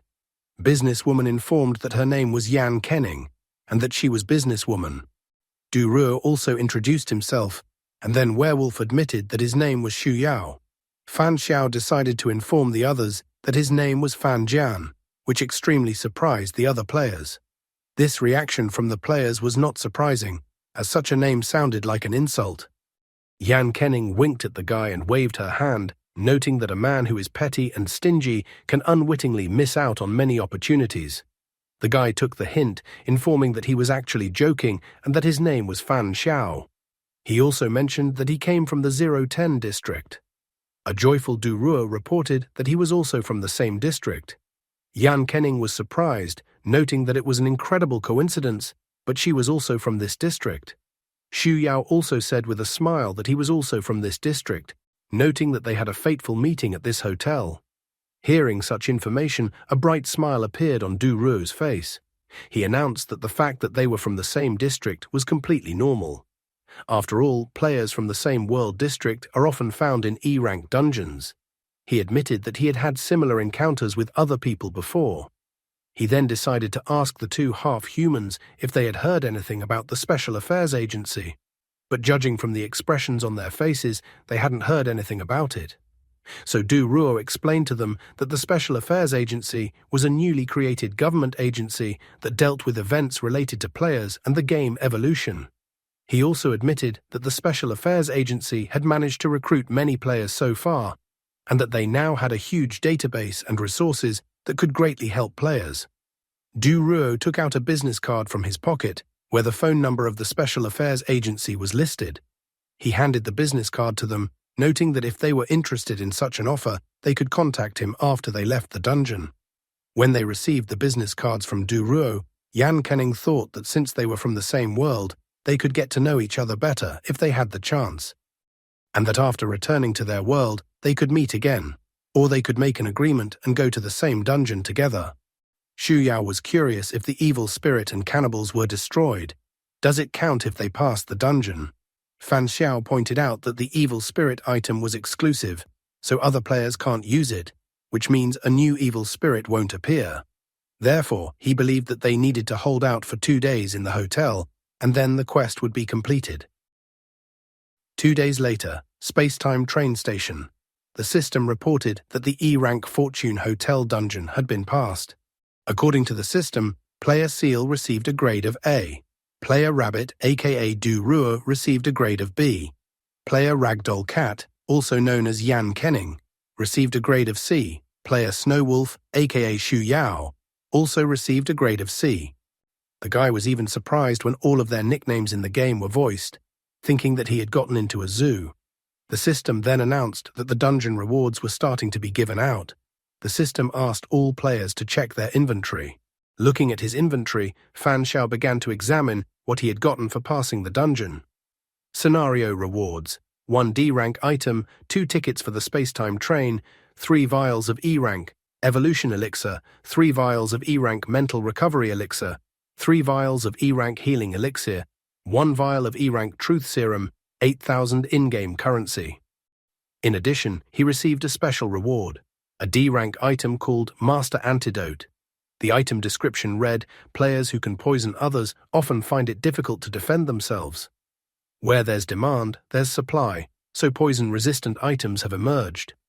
But did you know that creating such an item requires the sacrifice of 1 Master Antidote?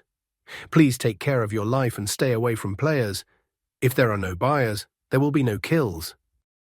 Note: the host is immune to all rank D and B viruses, poisons, biological toxins, and hazardous substances. The guy quickly realized that the Master Antidote was a passive item. The item only needed to be activated once, and the ability to be immune to poison would become a permanent passive attribute of the wielder. Fan Xiao thought that this item was much more convenient than the anemia earring, which needed to be activated every time. At the same instant, a system notification appeared in front of the guy. The system informed him that E-ranked players could only use 3 items at a time, and the excess items had to be discarded or exchanged for in-game currency. Fan Xiao currently had the anemia earring, Master Antidote, arrogant doorknob, and shape-shifting clothes. Fan Xiao was slightly surprised that the game had such restrictions. However, he had no choice, so he took the opportunity to ask the other players if they needed the item that was currently in his hands, as he had an extra item.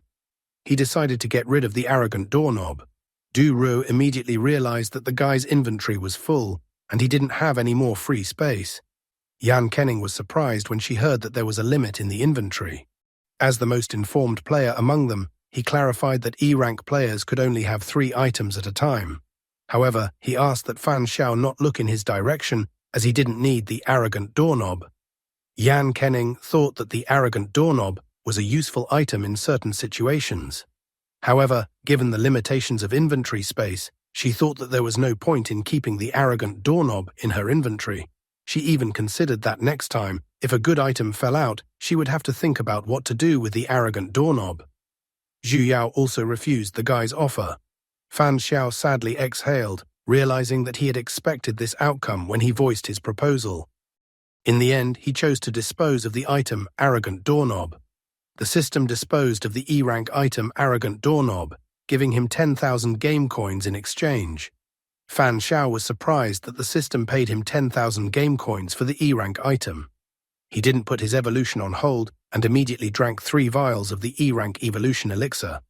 Looking at his evolution level, he found 27% there. He was even upset, noting that he had only gotten 7% to evolutionary progress this time. The guy remembered that last time, 3 vials of evolution elixir had given 11% to evolution, but now it was only 7% to evolution. He ended up thinking that perhaps the E-ranked evolution elixir could only raise the evolution rate to 27%, or the body was gradually developing resistance to the elixir. Stepping into the car of the arriving train, the guy decided to test this theory on the next batch of elixir. While on the train, the guy looked at his phone. He noticed that the release date differed by 2 days compared to the last time. Therefore, he thought that time inside the dungeons was flowing erratically. However, he noticed that he had 3 missed calls from Lu Baiji. Going into their shared chat room, Fan Xiao reported that he had returned. Lu Xining asked if he was willing to discuss details about the game online. Fan Xiao decided to banter with her, noting that she was asking strange questions. He even asked her if her identity had been revealed by the Special Affairs Agency. The girl admitted that the Special Affairs Agency people had already found her and her sister. She wondered how Special Affairs Agency had figured out the guy. She feared that it had something to do with the fact that she had called him on the phone last time. However, the guy asked her not to worry since the agency didn't find him because of them. Besides, he admitted that he wasn't going to hide from the beginning. Xining's face turned red and she exhaled in relief. The girl was glad that the guy wasn't hurt because of her. Xining wondered if the guy had gone to another dungeon. Fan Xiao admitted that he had just come out of the dungeon. Xining's face became serious. She stated that she wanted to buy information from the guy and asked him to tell her the price for the information. Fan Xiao decided to tell her not to think about paying him money for the information. He informed her that they would have to go to the dungeon together soon, so he thought that he would just share the information with them for nothing. After his words, the girls received a compressed file from Fan Xiao that was 20 megabytes in size. Reading the information about Fan Xiao's second dungeon walkthrough, Baiji was horrified. After all, the challenge was a werewolf game where players had to complete tasks to kill other players. The girl thought such a dungeon was too cruel. Xining noticed, though, baiting opponents right in the dungeon was Fan Xiao's style. She wondered if the guy was afraid that an evil spirit or cannibal wouldn't want to die so easily and would put up a fight to the last man. However, the guy admitted that the point was to lure out those who were going to do evil and then wait for them to make the first move before eliminating them. He was confident in himself, so he took the risk. After that, he went to the refrigerator and asked the girls what they were doing now. Baiji was running on the treadmill, noting that she does workouts. She confessed that she does so because her sister told her that the evolutionary index only reflects basic physical parameters. So to utilize 100% of one's potential, one has to squeeze the most out of the body through workouts. Xining, on the other hand, was helping her sister with her study homework. Looking at the material, the guy noticed that the knowledge scores covered the entire high school. He realized that Baiji was in her final year of high school. The guy noticed that if Xining did everything for her sister, it might affect her sister's grades in school. Xining, on the other hand, thought that her sister's knowledge base was strong and that a little time would not affect her grades. In addition to that, she believed that her sister's knowledge gaps could always be filled by luck. She even confessed that Baiji had such a case where she answered all the difficult questions in a test and hit all the right answers. The guy was surprised that Baiji was so lucky. The girl's face turned red at that moment.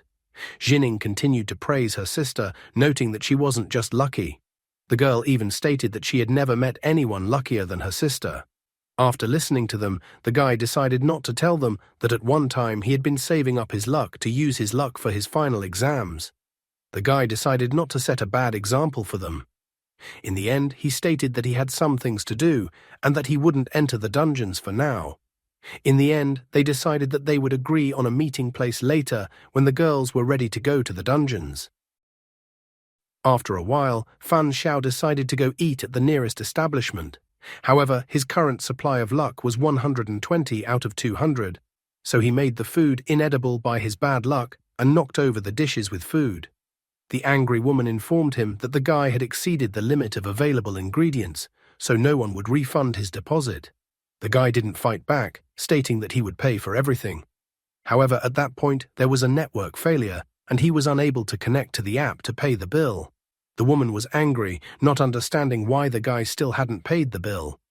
She wondered if the guy was plotting to eat at someone else's expense. Forgetting to pay using the internet, Fan Xiao decided to pay in cash. He remembered that today was the 7th day of accumulating luck for the sake of activating a superpower, so his level of bad luck was already visible to the naked eye. Fan Xiao decided that it was now time to go into high caution mode. After all, when natural disasters happened too often, it was time to fear human disasters. At that moment, he got a call on his phone from his mother. Looks like we found his biggest vulnerability, his mother. He probably hadn't shown up at her house or called her in a while. What are Fan Xiao's future plans for his life? Fan Xiao tried to find out if something had happened to his mother, since she had decided to call him. His mother began to complain that he hadn't come home for dinner in over 2 months, so she asked him to find time this week to come home. In addition, his mother noted that his brother and sister would also like to see him. However, the guy said that he had been very busy at work lately. He noted that working in the design field meant dealing with difficult and demanding clients. Therefore, he said that he didn't have time this week, but he would definitely come next week. However, his mother was not satisfied with his answer. She began to complain that his job did not pay much, but for some reason, he was always busy. In the end, she said she would talk to his Uncle Song and ask him to get him a more relaxed and lucrative position in his company. She told her son not to refuse his uncle's help this time. This was not the first time Fan Xiao had had this conversation with his mother. He calmly stated that he did not need a new job because he liked his current job and did not want to change anything. His mother never liked her son's response to her lectures. Fan Xiao remembered that Uncle Song was his mother's second husband, whom she married after a month of his persistence and luck. Although he already had 2 children before their marriage, he was a kind man and treated his mother well. He thought that everything was going well and harmoniously for them, so he believed that he didn't need to worry about them. His mother continued to advise her son. She asked him to listen to her, noting that he needed to find a job that would bring in money. His passion for design would not help him in any way. In the end, he chose to simply agree with his mother, saying that she was right.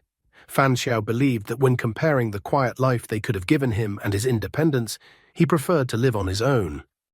Moreover, he chooses to live this way, not only so that his freedom is not restricted, but also so as not to harm his loved ones while he accumulates his luck.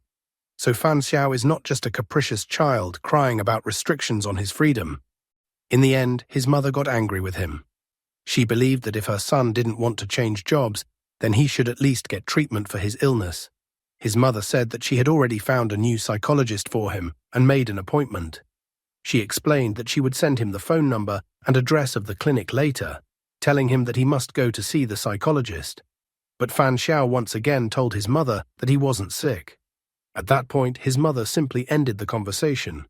Realizing that he had no choice, he decided that he first needed to wash the oil stain off his clothes. After a while, Fan Xiao arrived at the shopping center. He went to the restroom to wash the oil stain off his clothes in the sink. While doing so, he thought about his life. When he was 13, he accidentally fell down the stairs and hit his head. The guy didn't know if he had damaged his head at that time, or if it was something else. But after that moment, a vague memory appeared in his head. According to this memory, he had an older sister who took very good care of him. After several examinations at the hospital, the results always showed no physical problems. Therefore, he did not know why this vague memory appeared out of nowhere in his head. So, at the age of 13, the guy decided that it was not a physical problem with his body, but a psychological one. After that incident, he began to periodically visit a psychologist, undergo psychotherapy, and take medication. At 14, he realized that his bad luck and good luck were things he could control at will. At that moment, he realized that he wasn't born unlucky at all, but actually had special abilities. When he attempted to utilize his good fortune to restore his brain to its normal state, he discovered that the memory from the past was a real memory that he had been fortunate to recall after hitting his head. But when he tried to find this older sister by chance, he was unsuccessful. However, he now had a new theory. The guy assumed that his erased memory was related to players from another dimension who had come to this world many years ago, using items or abilities to change his memory. At that moment, he used shape-shifting clothes. Therefore, he made an important decision for himself. In order to survive or restore his memories, he must continue to participate in the evolution game. After a while, he finally arrived at the building where the psychologist his mother had told him to go was located. He decided to go to the psychologist today for 2 reasons. The first reason for going to the psychologist was to calm his mother down, because otherwise she would not leave him alone. The second reason was that even if some kind of disaster caused by failure occurred during the session with the psychologist, he still wouldn't be able to hide from it. Sipping tea, the psychologist claimed that he was already familiar with the guy's problem, so he advised him not to worry too much. He believed that the fact that the guy had vague memories was not so strange. The man noted that the guy's situation was just an illness, like a common cold. Therefore, he claimed that the guy's psychological illness could also be gradually cured. With a creepy smile, he said that many psychological illnesses are caused by residual problems. The man noted with understanding that he had heard from the guy's mother that he had not received enough attention as a child, and that this was probably why the guy had invented an older sister who replaced his parents and fulfilled their role. He asked whether, in the guy's memories, his older sister had been very caring and whether she had looked after him. Fully understanding what the psychologist was hinting at, the guy decided to help him. He said that his older sister had taken good care of him and protected him. Having received the desired response from the guy, the man began to wave his arms around vainly, noting that this was the root of their problem. He believed that the guy had decided to fill the lack of parental attention with a fantasy about a caring older sister, which led to the appearance of the older sister. Therefore, he argued that if the guy wanted to get treatment, he had to start with the root of the problem. To do this, the guy had to realize and accept his shortcomings and those of his parents. With a creepy smile on his face, he said that the guy needed to acknowledge reality on a conscious level and accept his past. The guy said that the plan sounded pretty simple. However, the psychologist said that this was only in theory and that the process itself required medication and psychological therapy. Therefore, the man advised the guy to start by drinking the tea in front of him. As soon as the guy drank the tea offered by the man, he immediately sensed something was wrong. Fan Sao noticed that Master Antidote had taken effect, which meant that the man had added something to his tea.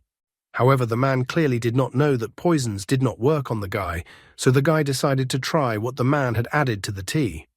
After drinking the tea, he realized that truth serum had been added to it. The guy had received this drug as a reward for completing a dungeon, and he had tried a little bit of it then, so he immediately recognized the taste of truth serum. However, he was curious as to why an ordinary psychologist would spike his tea with truth serum. Looking at the smiling man in front of him, the guy realized that his failure had once again led to a human catastrophe. In the end, he decided to see what the man had in mind. The man became more confident, asking if the guy had anything else bothering him besides his memory problems. Fan Xiao admitted that he had a lot of things bothering him. The man was eager to find out what exactly was bothering the guy. Fan Xiao admitted that he is always lucky in everything he does. For example, he explained that he bought a lottery ticket for the first time and immediately won the grand prize. He also admitted that he learns everything very quickly, not only knowledge but also skills, and in many areas. However, the doctor decided to interrupt his boastful monologue. The doctor was amazed. Was this guy some kind of chosen one, or was he just bragging? The man continued to press him, asking if the guy had noticed any changes in his habits. He was curious to know if the guy's appetite had increased recently, but the guy categorically replied no. The doctor continued to question him, asking if the guy had any desire to attack small animals because of hunger, but the guy again answered in the negative. Then the doctor asked if the guy's strength had increased recently, but the guy again answered in the negative. Clutching his head, the doctor decided that today he was simply dealing with a normal, mentally ill person. Therefore, he decided to follow standard procedure. But Fan Xiao was not going to let him off so easily, so he used the anemia earring. At that moment, a small cut appeared on the shocked doctor's face. Standing in front of him, the guy smiled, making no attempt to hide his intentions. The doctor was shocked to realize that he was facing a player. He understood that the guy had used a game item. At that moment, the doctor felt his head become incredibly heavy and his legs give way, causing him to fall to the floor. The man realized that he had most likely been affected by the guy's game item. Grabbing the man by the collar, Fan Xiao asked if Dr. Cheng was also a player. The doctor tried to avoid answering his question, saying that he knew nothing. Then Fan Xiao took out his vial of truth serum, rank E. He understood perfectly well that the doctor seemed to have mental resistance, so he decided to increase the intensity of the truth serum. And then he poured the truth serum into the man's mouth. The man who had been resisting him just a moment ago collapsed to the floor again. Noticing the man's empty gaze, the guy decided that the truth serum was working. He was going to loosen his blood control so that the man would tell him the truth. Looking down at the man, Fan Xiao asked if he was a player. He also asked what rank he was. The man admitted that he was an E-rank player. Fan Xiao was curious as to why the man was looking for players. The doctor admitted that they were looking for players and that evolved were also their target. The guy was surprised because, based on the man's words, there was an entire organization behind him. The doctor said that many evolved suffer from mutations, but hospitals cannot find the cause of the problem. Then the evolved turn to psychologists, and players often fall into PTSD after quests and also need help. The man admitted that using his cover, he had already found 3 evolved and 1 player. Fan Xiao realized that they were simply baiting players and evolved.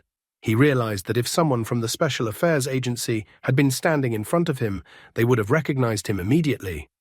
However, the man worked for another organization created by the players themselves. This organization found and caught players who were not affiliated with any organization. In the end, he picked up his phone, deciding that he needed to video record the interrogation he was about to conduct so that the Special Affairs Agency would be aware of the situation.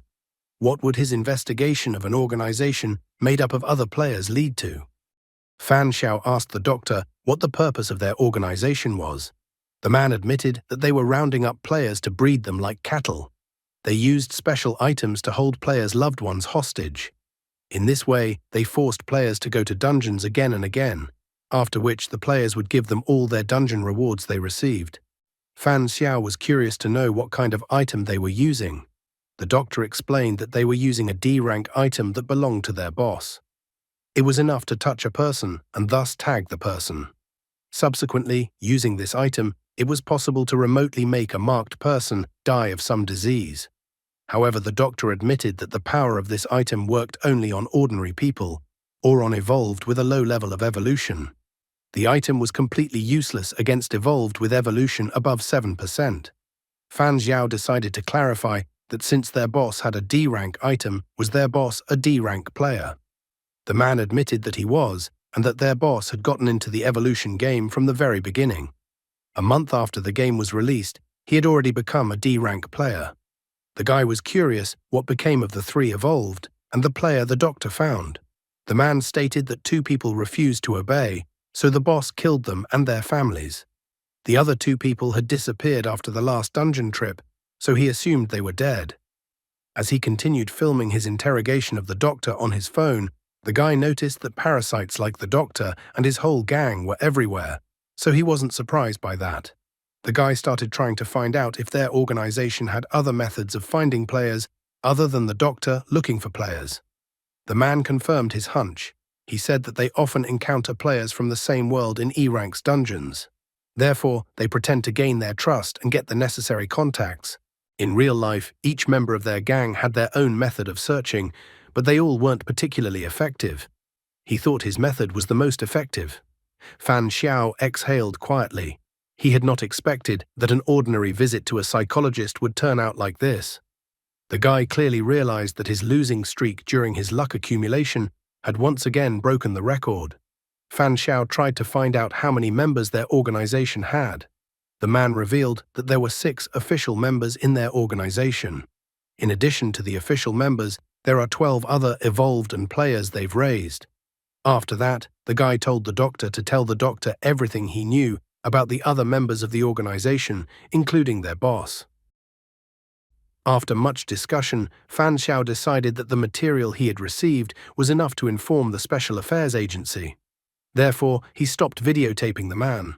With a sly lick, he was going to go about his business now. Leaning closer to the man, he tried to find out what items the man had and what those items were capable of. The doctor obediently revealed that he had 3 E-rank items. The first item was the extreme electroshock therapy. The item stunned for 3 seconds if the evolved had an evolution level below 20%.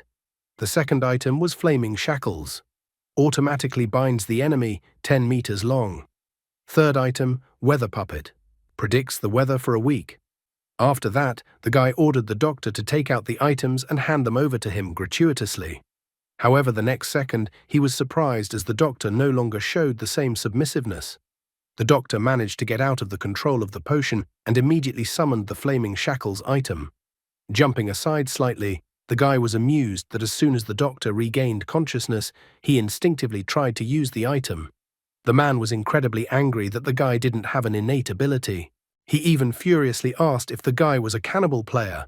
However, the guy didn't bother to answer his question, but only snapped his fingers. The man's legs instantly went under and the flame shackles item fell out of his hand. After the man fell to the floor, Fan Xiao warned him that if he just thought about it, the man would explode.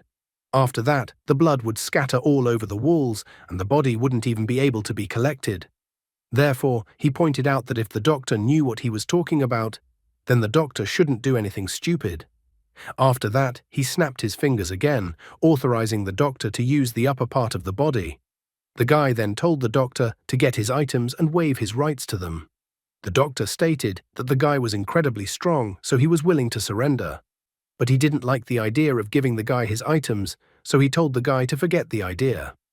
Looking at him, the guy was extremely disappointed to note that the doctor was incredibly brave, who wasn't even afraid to die. At the same time, his right hand was enveloped by a red aura, which greatly surprised the doctor. The man immediately started making excuses that that's not what he meant to say at all, and that the guy had misunderstood him. He decided that he could bargain. The man noted that if the guy guaranteed him that he would survive, he would then give him all of his items. With a red aura enveloping his arm, the guy approached the doctor with a sinister smile. The doctor pleaded for the guy not to kill him. He even shouted that he had an incredibly lucrative offer for him. The guy just had to believe him. Fan Xiao began to mock the doctor, noting that the doctor was so nervous. Also, the guy never said that he would kill him. Afterwards, the guy admitted that the items the doctor had, he didn't really care much about them. Even if he took the items from the man, he would immediately sell them to the system, earning him some in-game coins for the items. The man tried to find out his fate, what the guy was going to do to him. What was his surprise when the guy stated that criminals like the man could be dealt with simply, so he would turn him in to the police. Showing his phone, Fan Xiao reminded the man that he had already taken all the necessary evidence and videotaped the man's confession. So the man had said everything he could about himself with his own mouth. Next, the guy was going to contact Special Affairs Agency. Special Affairs Agency would take care of the man, so he saw fit to tell the man not to worry about anything, because he was not going to kill him right there. However, he pointed out that such a plan would only be implemented after the man gave him his items. If the man refused to give him the items, he would first take the man's life and then report the incident to the Special Affairs Agency. He will report to Special Affairs Agency that the man resisted, and he will accidentally deal with the man. The guy found those options pretty reasonable. The man was crushed by what he said.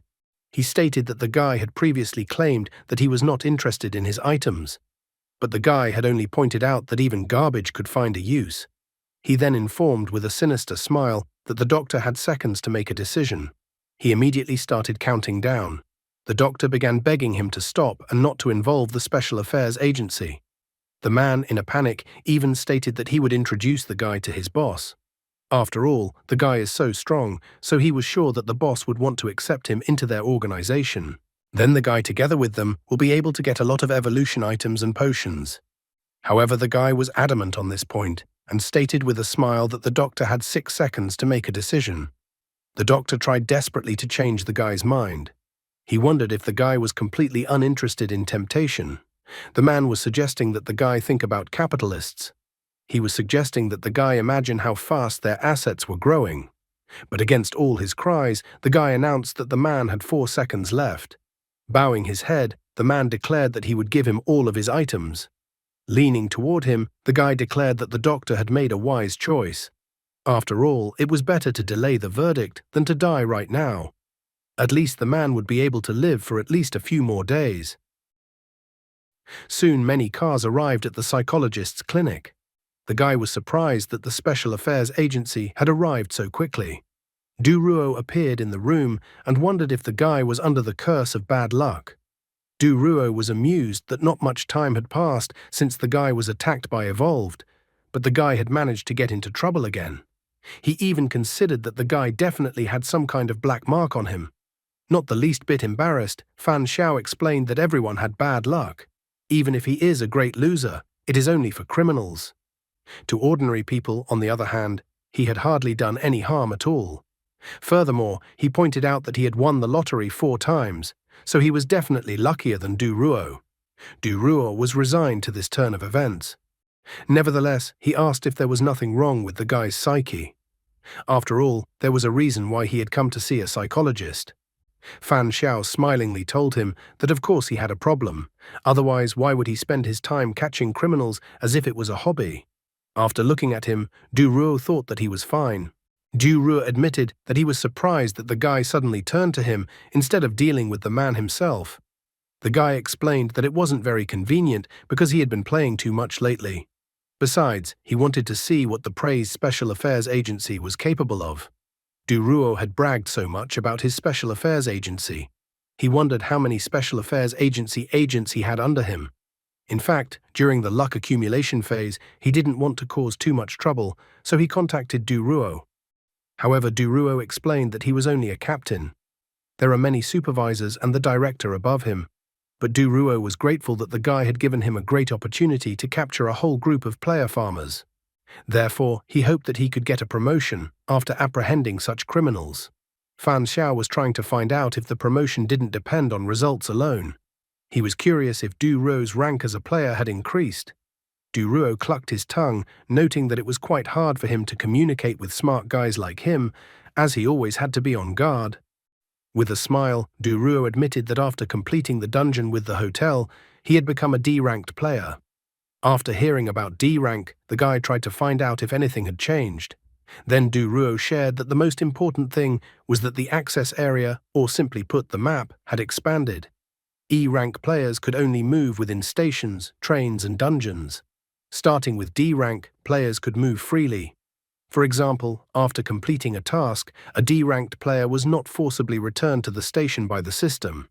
It was up to the D-rank player to decide whether to stay or leave. The guy tried to find out what was outside the dungeons and if there were other world areas.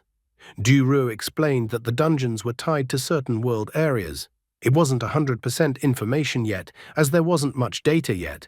When a dungeon is completed, and the space is no longer isolated, a player of D rank and above can leave the dungeon to go to that particular world area. Fan Xiao tried to find out what the world area was. He even wondered if it was a paradise or a magical world. However, there was no joy in Duruo's eyes. He admitted that after becoming a D-ranked player, he had only gone through one dungeon. The world outside the dungeon didn't seem like a fairy tale to him at all. Society was in shambles, civilization was in decline, and powerful players ruled the regions. It was incredibly hard for ordinary people to survive. However, from the information Duruo had managed to obtain, there were other world areas that were. However, he knew about other areas of the world that were completely different from each other. At least Duruo managed to obtain such information. There, the world completely merged with the 9th dimension and became part of the game. An order has been established in these areas. Players and ordinary people lived together and civilization flourished. Fan Xiao hoped that they too would one day live to such a future. His words made Duruo smile. Fan Xiao suddenly remembered an important piece of information. He tried to find out how many dungeons one had to go through to become a D-ranked player. Duruo pointed out that it all depended on the grade in the dungeon. He had passed 5 dungeons, but he believed that his 2 A grades had sped up the process. Duruo then admitted that according to their calculations, if they didn't count the initial dungeon, 3 A-rated dungeons would probably be enough for a player to advance to D rank. After that, a girl appeared, thanking the guy for his cooperation. She said with a smile that they had already picked up Cheng's doctor, but they would continue to track and detain the rest of the organization. Duruo laughed loudly, teasing that now all of his statistics of solving cases would be held on the guy's information. Therefore, if the guy gets into something again, he should call him. Wu Yangqing grabbed Duruo by the collar, noting that it was already time for them to leave, and dragged him towards the exit of the room. Soon, Fan Xiao returned home. Sitting on the couch, the first thing he did was to send the weather doll item into the system, since he didn't really need it. After looking at the remaining 2 items, the guy concluded that they were beyond the number of items allowed by the system, so even if he just carried them around, they still wouldn't work. He considered their practical value to be rather low, so he decided to let the items lie in reserve for now. So when the system asked if the items were worth keeping, the guy clicked on the yes choice. The guy still hoped that he would be able to exchange these items with other players later, which would help him expand his connections. At that moment, his phone vibrated as he received a message. Jining reported that her doll was ready, so they could head to the dungeon. Since the guy said he couldn't come to them, they decided to come to his place. Baiji informed that her sister had taken tickets for 10 in the morning, so they would be in Anchen by 12 o'clock. The girl inquired where he lived. However, the guy informed her that he would meet them himself. Besides, he had one thing he needed their help with. What was the guy up to? What are his plans for the 2 sisters? What kind of trouble will he get them into with his bad luck?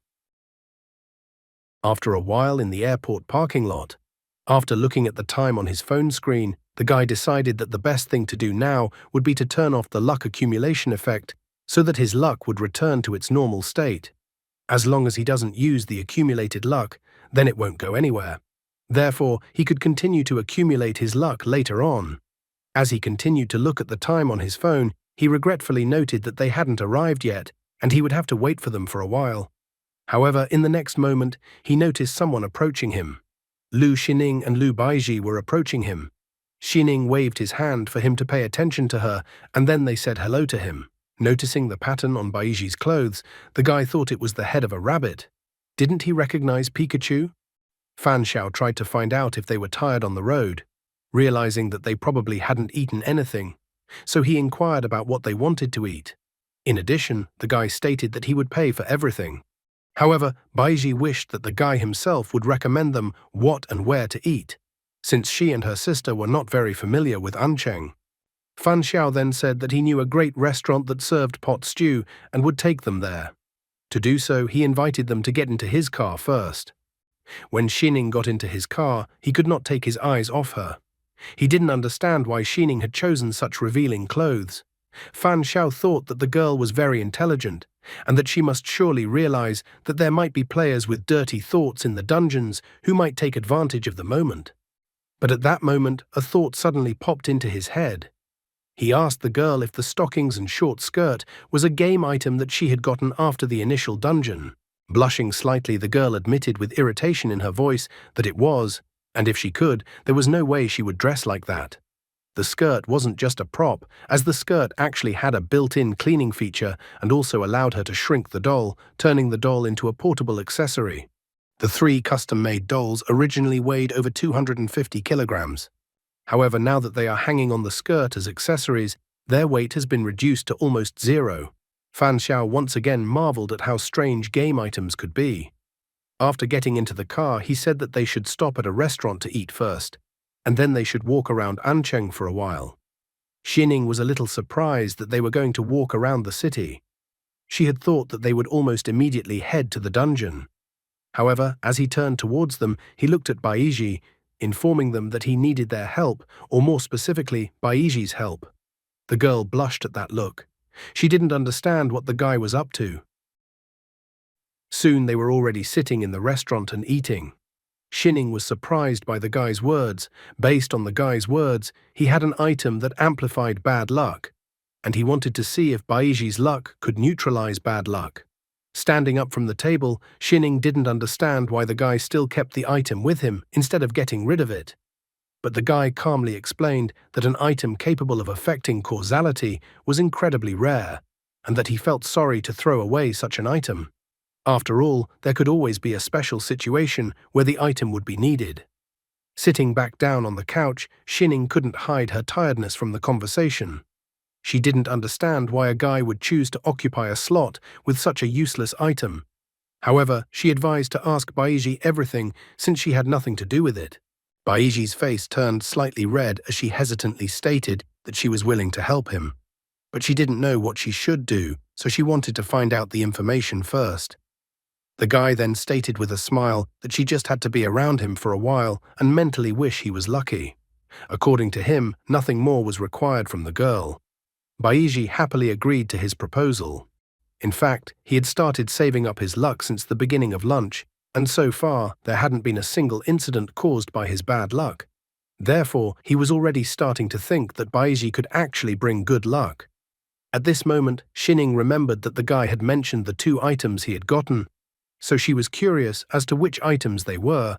The guy immediately revealed that they were extreme electroshock therapy and flaming shackles. However, the girls were not particularly impressed with his display of items. Fan Xiao even asked them that they should not look at him with such a gaze. He explained to them that even though the names of the items may sound ridiculous, indeed they were quite useful in battle. After hearing his words, the girls began to look more closely at the items the guy offered them. In the end, Shining decided that the extreme electroshock therapy item would be good for her. She could give this item to one of her dolls so the doll could fight using the item. Fan Xiao agreed to give her the item. Baiji, on the other hand, thought that the flaming shackles item might suit her. She explained that she had an item that allowed her to poison her opponents and that the item was called Poison Master. Poison Master casts a random E-rank poison on an opponent. It can be used up to 4 times per day. Except that some poisons didn't work immediately. Therefore, she thought that if she combined Poison Master and Flaming Shackles, the enemy would be immobilized, and then she could safely wait for the poison to take effect. Fan Xiao was even a little surprised to find out how Baiji was going to fight. However, her sister was extremely displeased and angrily called Baiji's name. She grabbed Baiji's cheeks, telling her not to tell anyone about her items next time. Baiji started yelling that she was in pain and that she was still maintaining some caution. The guy then confessed that he actually had another item besides the item that brings bad luck that he needed Baiji's help to test. Baiji became curious as to which item was in question. Shining also wondered if it had something to do with luck, but the guy reassured them by pointing out that his item allows him to control his own blood in battle. However, if he lost too much blood, he would become incredibly weak. Therefore, he needed the girl's healing ability to support him.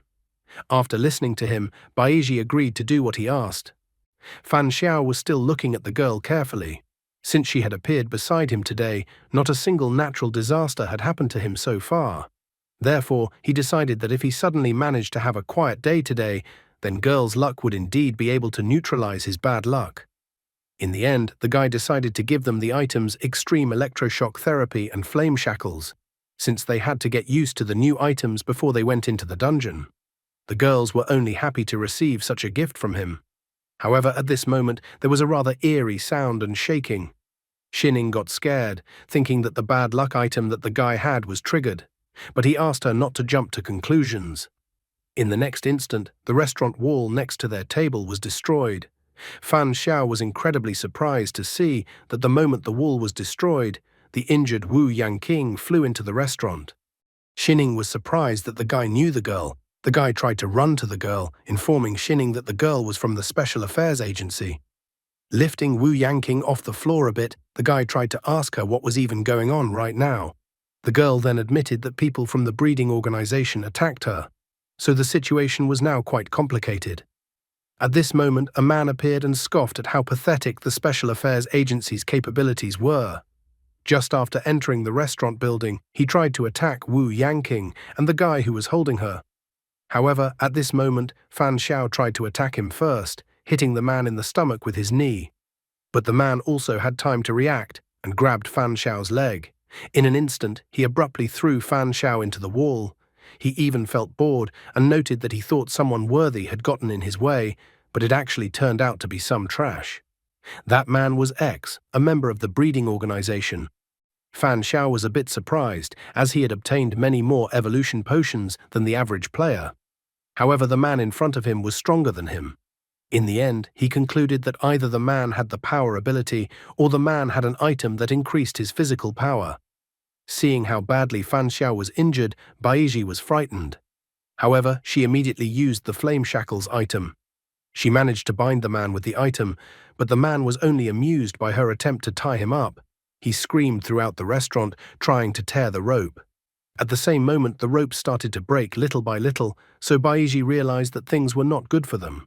But her sister wouldn't let her get hurt, so stepping forward, she declared that she would deal with him. Baiji then decided to put the Flaming Shackles item back into her inventory. Taking one of the dolls off her belt, Girl used Metal Puppet. The man was surprised that they decided to use the puppet against him. However, following that, an extreme electroshock therapy item appeared in Metal Puppet's hands. The man managed to dodge the blow of the puppet at the last moment. But at that moment, the puppet had already appeared behind him. Puppet struck him several times with the extreme electroshock therapy item. The man finally realized that the item Cheng Xiao had was being used against him. But Xining wasn't going to give him a chance to think it over, so again and again, the doll dealt several blows to the man. After that, the man fell to the floor and never got up again. So Xining returned the doll back to its original state. But at that moment, a terrifying aura began to form around them. Realizing that something strange was happening, the guy tried to reach them to make them escape. But it was too late. They were being pulled into some strange portal. After a while, they were teleported to some deserted island. Fan Xiao, Baiji, Xining, and Wu Yangqing all appeared together at one point. Examining the area around them, the guy noticed the grass, the forest, the salty smell in the air, as well as the warm and humid wind. Xining, like everyone else, was wondering if they had moved somewhere and what had even happened to them. But the guy noticed that everything around them wasn't just an illusion. He finally decided that he needed to turn off the luck accumulation effect now. So what was happening now was beyond his comprehension. Suddenly, he grabbed Baiji and Xining's hands, much to the girl's surprise. He of course apologized to them immediately, noting that it was an accident. Finally, he decided to ask Wu Yangqing about the situation they were in. He wanted to know if they had been transported to this place by an item belonging to the Special Affairs Agency, or if they had been transported to this place by breeding. But Wu Yangqing suddenly said that he would get all the explanations later. After all, the most important thing for them right now was to eliminate the common enemy. She pointed at the two groups of people in front of them. D-ranked player Liu Xiong led one group of players, and D-ranked player Du Ruo led the other group of players. Fan Xiao was surprised that Du Ruo had gotten to this island with them. Looking at the man who was standing in front of Du Ruo, Fan Xiao thought that he was most likely the boss that Dr. Cheng was talking about. Fan Xiao noticed that the man seemed to have a special defense item as well as an item for long-range attacks. In addition, the man was a D-ranked player. This was the information he had after questioning the psychologist. Liu Xiong admitted with a smug smile that he didn't think that the government had already formed its own team of players. He even stated with a hint of chagrin that it seemed like they had fallen into a trap this time. However, they were now in an unfamiliar environment. After looking over the government players, Liu Xiong found that they were in a confused state, which meant that carrying everyone to this island was not their plans. At this moment, Du Ruo finally saw Fan Xiao appear beside them. He was completely shocked that the main loser was once again in a strange environment. Liu Xiong asked if they would like to discuss the situation before starting the battle. Du Ruo exhaled tiredly at this moment, realizing that they actually had a better chance of defeating the breeding members with the appearance of Fan Xiao. After that, Du Ruo's gaze became serious, and he ordered his subordinates to rush into the attack. At the same instant, the subordinate behind him used the Chopstick of Wrath item. A multitude of toothpicks filled with energy rushed towards the breeding group. However, when the toothpicks approached Liu Xiong, he immediately activated the Dustless Shield item. The space in front of him shone with golden light, preventing the enemy toothpicks from entering. The government player realized that they could easily block his attack. Liu Xiong said with a smirk that it looked like the negotiation of the current situation had failed. Du Ruo, on the other hand, continued to be serious and used the arrow of light item. Threading a golden arrow on his golden bow, he was about to continue the battle with the criminals. As soon as his arrow hit the shield instantly began to crack, much to Liu Xiong's surprise. However, he took a step to the side, and the arrow fired by Du Ruo from the bow flew past him. The arrow hit his subordinate, causing him to glow brightly and fall to the ground, groaning in pain. Liu Xiong realized that the jokes were over and moved on to his second item. Du Ruo also realized that the situation could change significantly now. The enraged Liu Xiong used a long-range attack item, the Crimson Staff. Du Ruo instantly realized that they needed to separate in different directions so that the criminals wouldn't get rid of them all at once in one blow. They tried to dodge Liu Xiong's long-range attack, but despite their reactions, several agents were still caught in the range of the resulting explosion. Du Ruo managed to react in time, so he landed safely, completely unhurt. He then drew his sword shrouded in a dark aura and rushed into battle. Liu Xiong once again used Crimson Staff, this time using the flames of the venomous serpent attack. However, Du Ruo easily dodged all the serpents released towards him. Liu Xiong then decided to choose another Crimson Staff attack, Orb of Blazing Hell. This time, Du Ruo simply chopped his Orb of Blazing Hell attack in half. Liu Xiong realized that Du Ruo was faster than him, and in addition, Du Ruo's attacks penetrated the shield that Liu Xiong was using. Therefore, if things continued like this, it was only a matter of time before Liu Xiong was defeated. Angry, he declared that his opponent had forced him to use dirty methods. All his confidence was instantly shattered by reality, and even a short while ago, he was still talking about some kind of negotiation. He was a criminal, and he's still a criminal. When will Fan Xiao intervene in this battle? Du Ruo had no intention of stopping and rushed forward towards his opponents. Liu Xiong told Jujai to detain the man. Jujai then shouted for the man to look at him and then activated the skill Social King Syndrome. As soon as Du Ruo looked at Jujai, he immediately felt the effect of the ability on him. He noticed that his body was no longer obeying, so he immediately realized that he was under the effect of the control ability. Du Ruo looked directly at Jujai, which made Jujai a little scared. At the same time, Liu Xiong decided that as long as Du Ruo was under the influence of the control skill, then he should think of how to proceed. He thought that it was likely that the squad leader from the Special Affairs Agency must have had some sort of protective item. After all, only if the man had a protective item, then that would explain how he was able to withstand the fire and heat. After that, he glanced towards Fan Xiao, Baiji, Xining, and Wu Yangqing, thinking that he was ordinary people who were just passing by, but the portal that appeared pulled in and transported them along with everyone else. A sinister smirk appeared on his face as he decided to seize the opportunity. Liu Xiong decided that he would kill 2 of them and take the rest as hostages. But at this moment, Du Ruo's sword caught up with Zhu Ji, who couldn't hold him back because Du Ruo was too fast. As a result, Liu Xiong and the second man rushed towards Fan Xiao, Baiji, Xining, and Wu Yangqing. Fan Xiao could no longer forgive them for such insolence, so he decided to use the anemia earring item. At the same instant, monsters started jumping out of the bushes as if they were in some dungeon. Everyone present was surprised by the sudden appearance of the monsters. Baiji also recognized them, for they were the same monsters from their first dungeon.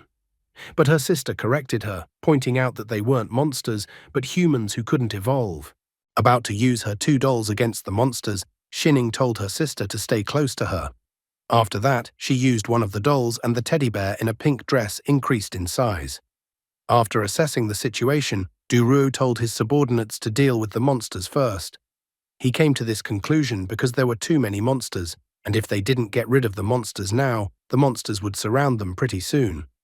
Du Ruo tactfully shifted the responsibility of dealing with the remaining members of the breeding organization to Fan Xiao.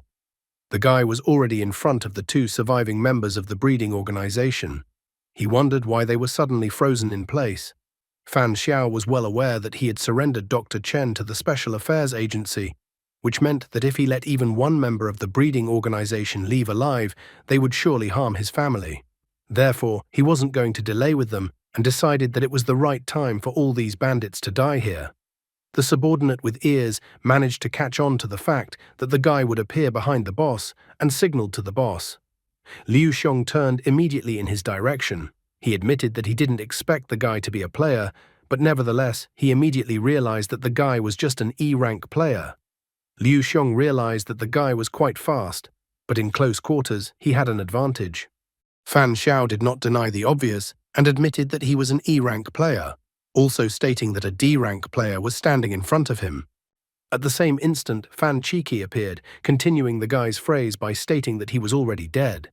At this moment, she even laughed sinisterly. Liu Xiong and his subordinate tried to make one last attack against the guy. However, although his subordinate managed to catch a glimpse of the impending threat, they could do nothing against Fan Qiki. In the same instant, the guy told them to explode, and as a tough guy himself, he didn't look at the explosion at this time. Xining exhaled tiredly, noting that the guy was indeed an oddball. But still, she felt that as a teammate, he continued to show his strengths. The people from the Special Affairs Agency were shocked by the guy's actions, but at the same time interested, trying to figure out who he was. Du Ruo convinced the subordinates that the guy was on their side and that they should focus all their attention on the monsters. The monsters were still lingering, so Du Ruo's tactics paid off, because the monsters would really surround them if they didn't turn their attention to the monsters. His subordinates used their items one after another. Xining continued to attack the monsters, using the extreme electroshock therapy item against them. Baiji also used her new item, Flame Shackles. Xining managed to defeat the monster. Baiji, on the other hand, successfully restrained the monster using the Flame Shackle item and poisoned the monster, but the guy advised her to let him deal with the monsters and not to use her poison yet. After that, he appeared right in front of the 4 monsters, who immediately turned their attention to him. The guy took out a blade that he made with the anemia earring item. He then walked through the monsters, striking each one with his blade, and then blowing them up. All that was left of the monsters were the dirty stains on the ground that proved that the monsters were here at all. After destroying the monsters, the guy stopped. Du Ruo couldn't hide his surprise. He could no longer tell if it was true that Fan Xiao was only an E-rank player. At this moment, Fan Qiki placed her hand on his shoulder with a sinister laugh. She stated that if one counted everyone, they had dealt with more than 10 monsters. Fan Qiki remarked how nice the guy was, and that she liked him so much. However, at this moment, a smile reappeared on her face, and her face turned a little red, and then she admitted that she hadn't played around enough yet. She stated that she really wanted to play with the 2 beautiful sisters. But in response to her request, the guy gave her an emphatic no. He reminded her that there were 30 seconds of the ability left, so he told her to get him in the air to scout the area. Fan Qiki was extremely dissatisfied with his behavior. She took him under her armpits and then flew upwards. Looking around, the guy admitted that he never thought that there would be so many buildings in the center of the island. Plus, noticing the amount of farmland, he thought that people actually lived here. After that, he ordered Fan Qiki to fly around the city in a circle. Fan Qiki, who was slightly out of breath, agreed to fulfill his request. The guy was shocked at what he saw in the next moment. There were monsters all over the island, but the human settlement were doing just fine. This whole situation seemed incredibly strange to him. As soon as he returned back to the ground, his sisters immediately ran up to him. Xining couldn't wait to find out what he had learned by flying upwards. She wanted to know if they were really on the island. Fan Xiao confirmed her guess that they were indeed on the island, and then admitted that the island was quite large and that there was a city located in the center of the island. Therefore, the guy concluded that there was definitely someone living on this island. However, he also confessed his concerns regarding the strangeness as well. He explained that there are monsters everywhere outside the city. The girls were surprised that there were monsters everywhere on the island. Xining understood his concerns. After all, people who lived on an island full of monsters, it didn't seem like something normal. She was well aware that Fan Xiao was certainly strong, and that even a huge monster like a sea monster, Fan Xiao could destroy with a single blow, but still even Fan Xiao's abilities had limitations in her opinion, so if they met a crowd of monsters again, it would be hard for them to deal with them. In the end, she argued that they should go to the town. After all, if the city was still intact, then the locals knew how to defend themselves, and the city should be safe. Fan Xiao was in agreement with her initiative. However, turning around and looking at the Special Affairs Agency people, he informed the girls that it looked like they would have to cooperate with them. The guy stated that the Special Affairs Agency people seemed to have some understanding of what was going on. Seeing a slightly scared Baiji, the guy turned to her. He asked her not to be afraid, since while he was flying, he had destroyed all the monsters in the vicinity. So if they don't make any noise, the other monsters won't come running. So he announced that the girl could be at ease. Hearing such reassuring words from the guy, the girl thanked him. At this moment, Baiji remembered that they hadn't yet paid him for the 2 items he gave them. Therefore, she wanted to know how much he wanted for the 2 items. Fan Xiao announced that he didn't need any money, but in return, he asked that Baiji stay by his side and help him as much as needed. Baiji was shocked, not realizing if she could really pay for the item with that. All glowing like a hero lover, Fan Xiao declared that everything was like that and that she should believe in herself. In reality, Fan Xiao was still not exactly sure if their current problems were caused by his bad luck. But he also still didn't know if the girl's luck was capable of compensating for his bad luck. Besides, in the dungeons, the girl was essential to him as a healer. Using the anemia earring required some form of support, which he especially needed during Fan Chiki's cooldown. He looked at the girl in front of him with a smile, as she had the skill to support as well as the passive skill luck, so he considered the girl to be incredibly valuable to him. After that, he confessed that he wanted the girl to be by his side not only in the dungeons. He required the girl to remain by his side even after leaving the dungeon. He couldn't say a specific time period, as everything depended on the circumstances. Furthermore, he announced that he wasn't going to take advantage of such a position just like this, and that it wasn't just an item sale, and that he would actually calculate the payment for the girl's endeavors on the basis of the work, depending on the duration of the work. Xining had no objection to such an offer from the guy, if her sister had no objection either. She then looked at her sister and wondered if she agreed to the guy's offer. Xining so easily sold her sister for items, completely forgetting about her sister's education. In the end, the girl had no choice but to agree to the guy's proposal. Realizing that they had a deal, the guy decided that it was time to divide the trophies. The first item was a D-rank dustless shield item. According to legend, one magician suffered from a severe form of mysophobia. If he didn't wash himself 10 times a day, he felt terrible. But that took up too much of his time. To save his energy for something more important, he created magic that repelled any dirt and attached it to a necklace. The item note stated that the necklace could create a repulsive barrier around the body. When dispersed, covering the entire body, it has a repulsive force capable of blocking sniper bullets. When compressed to form a shield, it has a repulsive force capable of blocking artillery shells. The item's second note stated that the owner of the dustless shield could freely choose what the item would repel. Xining was delighted, thinking that it was a very good defense-type item. After that, the guy showed them another item, shape-shifting clothes. He said that he had obtained a new item from a player from the breeding organization that was capable of replacing the item. Looking at the item, Baiji felt that it would be suitable for both her and her sister. But unfortunately, she didn't have the money right now. However, the clever Xining called her stupid. She pointed out to her that she was a real catch for the guy right now, and that her sister could take the item for future payment. However, at this point, the system congratulated the puppet player for obtaining the shape-shifting clothes item. Furthermore, the system reported that it had discovered that the shape-shifting clothes item and absolute territory item were compatible, and that the 2 items could be combined for 3,000 in-game coins. Fan Xiao was surprised that items with compatibility could be combined if one paid with in-game coins. He was pleased with this information, as there was finally a useful use for in-game currency other than shopping on the train. An overjoyed Baiji stated that her sister could pick up the shape-shifting clothes item since she had a compatible item. But her sister sadly noted that she had no in-game coins.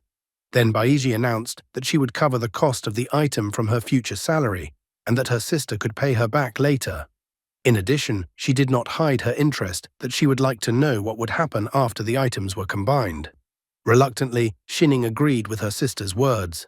When the system asked her to confirm the merging of the 2 items, Xinning chose the confirm option. Xinning was surprised as in the same instant she glowed as if she was in a fairy tale. A moment later, Xinning was already wearing a dress as if she was some kind of princess. It was as if the new item reflected the girl's true nature and passions. After the two items merged, did the new item become significantly stronger?